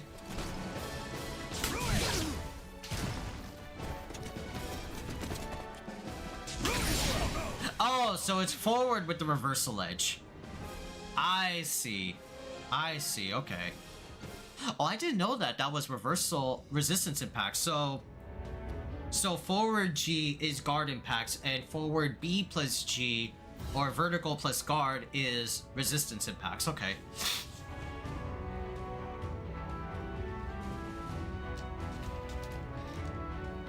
Getting my reviews ready. I review episode weekly, unlike some people I review weekly. What I can say, easy content. I mean, that's fair. Easy content, you know? It's very easy. I do the same thing, Blaze Hopper. I do like episode impressions. I call them like impressions instead of reviews because I'm watching as I am like posting up my thoughts and reactions to the episode. So it's cool. So I would also say it's easy content. The only problem with that is like sometimes like writing up the episode impression can take time. Like making like a long compiled Twitter post can sometimes like slow down the typing, you know, like it slows down the RAM. So I just have to wait for the whole word to be completed, you know. But that in a way is also like easy work. I like that. Unlike for me though, like I always do reviews of shows when it's like, you know, done. Unless I do like a halftime report or something like that. But for like a review, I always do like the whole entire show for me. Because Gotchard, Super Sentai, Kamen Rider, even like Ultraman, right? I can't review like an episode per se because I'm only getting like 1/50th of the show material. It's not encompassing the whole thing, you know? It's not surmising the whole like season per se. I'm only just getting like a tiny breadcrumb of what is going on. And it may not even be what entirely the plot is, you know? It's like taking like 15 minutes out of a movie. Can I gauge like the whole movie? No. Out of 15 minutes? No. I can't like review a movie based on 15 minutes. I watched the episode 2 times. I'll watch the episode 2 times and then review it, gather my mind a little bit on it. That's fair. That's fair. I like that. It's fun to theory craft while the show is happening. Right, that's very true too. Like, it's fun to make up like, you know, tinfoil hat analysis on like a show. But I'm just saying, like, in terms of a review, right? It's like review is like I'm like, you know, giving critical assessments of like a thing, like whether it be a book, a podcast, a movie, a show, a game. If I have like completed everything. If I have not completed everything, then I would be missing something out of a show. And some of my theory crafting do turn out to be true. Yeah. Yeah. Sometimes. Yeah, it's like, hence like the theory crafting, it's like you're building up a hypothesis. If the hypothesis is true, then it's true. If it's false, then it's false. It's all up to the writers that make these shows. We're not the writers. Unless we do like fan fiction. Alright, what does this bitch say? Victory smiles upon those who seek new wisdom and skills, who spare no effort in their pursuit of greater strength. I pray the skills I teach you will be of some use to you. Alright, is that it for the tutorial, or is there more? Please. Yeah, it's completed. Alright, good.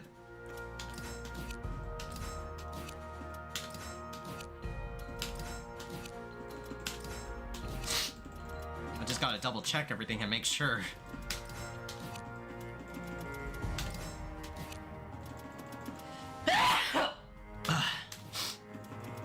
Alright, that's good. No.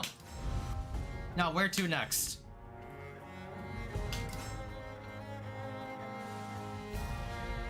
If what Sasama's told me was true and there is a way to extend my life, I had to try it. I pursued it through. My videos are half my lore, and the review are there to move the plot along sometimes. Yeah, I mean, that's cool. That's awesome. Right?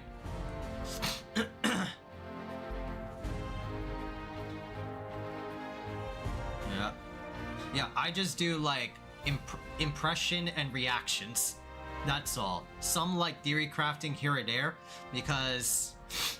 like, if I theory craft, I just know that, like, it's gonna be wrong. I just wait until the show comes out. Or until the episode comes out.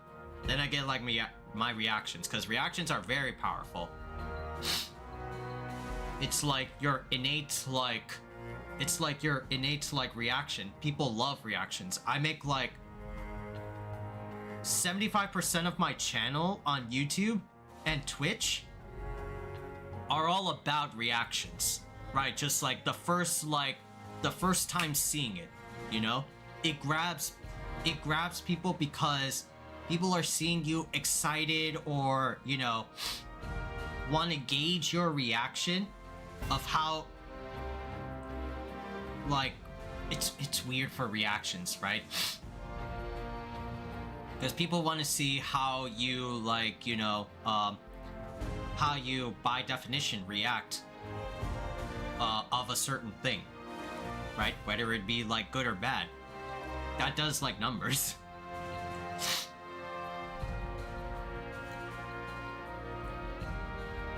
Oh, right. My videos, like, there's a cast of character who review the show, like I review Ultraman Omega and Zets. Oh, cool. Nice.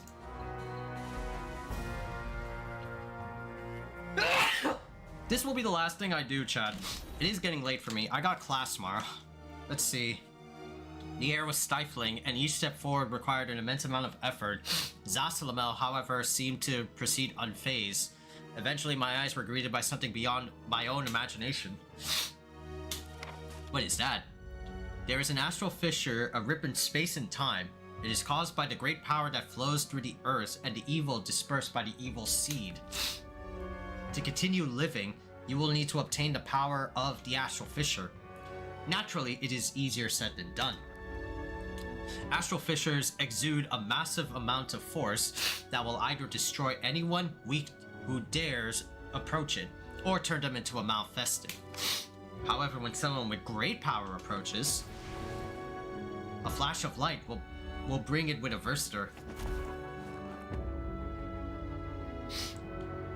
Oh well, I'm not like taking a class per se. I'm just like the class I got is like I'll be working. I'm a tutor, right? So I gotta, like, you know, be with the class because that's my job. I'm clocking in like from 10 to 3, you know?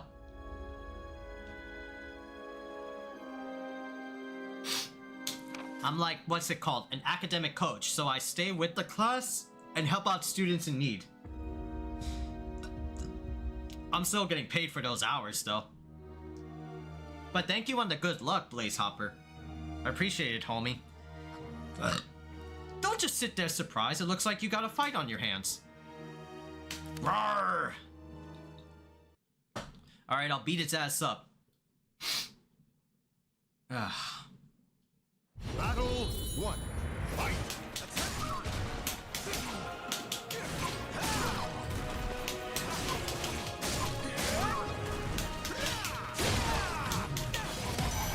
Okay. Alright, cool. Battle 2. Fight!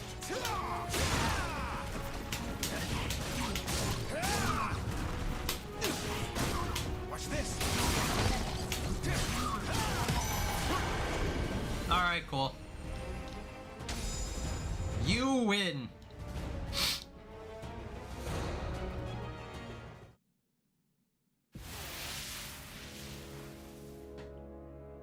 Okay. The attacker burst into particles of light that soon faded. Those freakish warriors, berserkers, appear when the strong approach an astral fissure, perhaps in response to their power. Berserkers come from the memories of warriors who sought strength. To defeat them, you simply must be stronger. There is no other way. However, you can obtain phenomenal power from the fissure, which will enable you to continue living and provide resistance to Astral Chaos's attempts to devour your soul. If you can withstand the Astral Chaos, you will no longer have to fear your life. Now claim your power from the Astral Fissure. Encouraged by Zaslamel, I thrust my arms into the Astral Fissure. A surge of light burst forth, flowing through my arms and into my body. My heart pounded as my body began burning feverishly.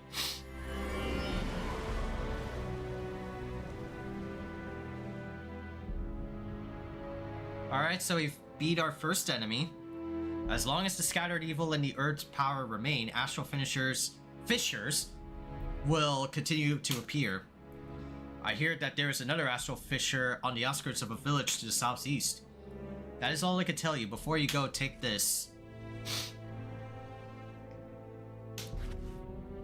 These are spirit scales, Libra of Soul.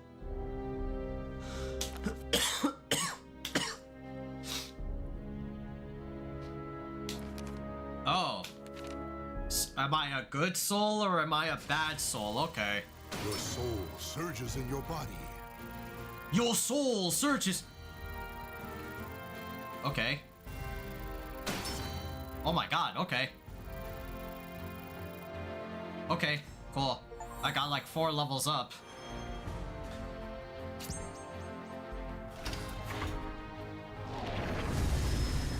The journey begins. So now we're at journey? Oh my god, bro.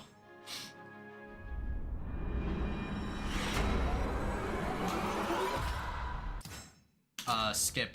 Oh, I think that's the beginning I clicked on. Son of a bitch.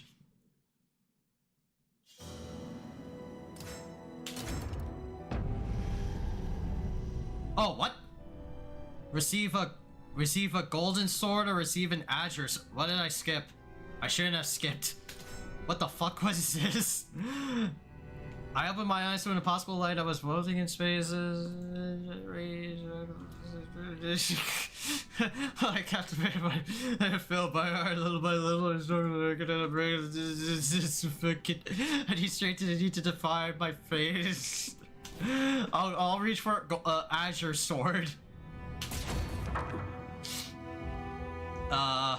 Okay.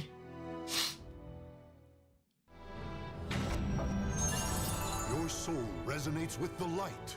Your soul resonates with the light. Oh, thank God. Okay, cool. During your journey, you will find sometimes yourself faced with monumentous decisions. Oh, like a karma meter? Okay.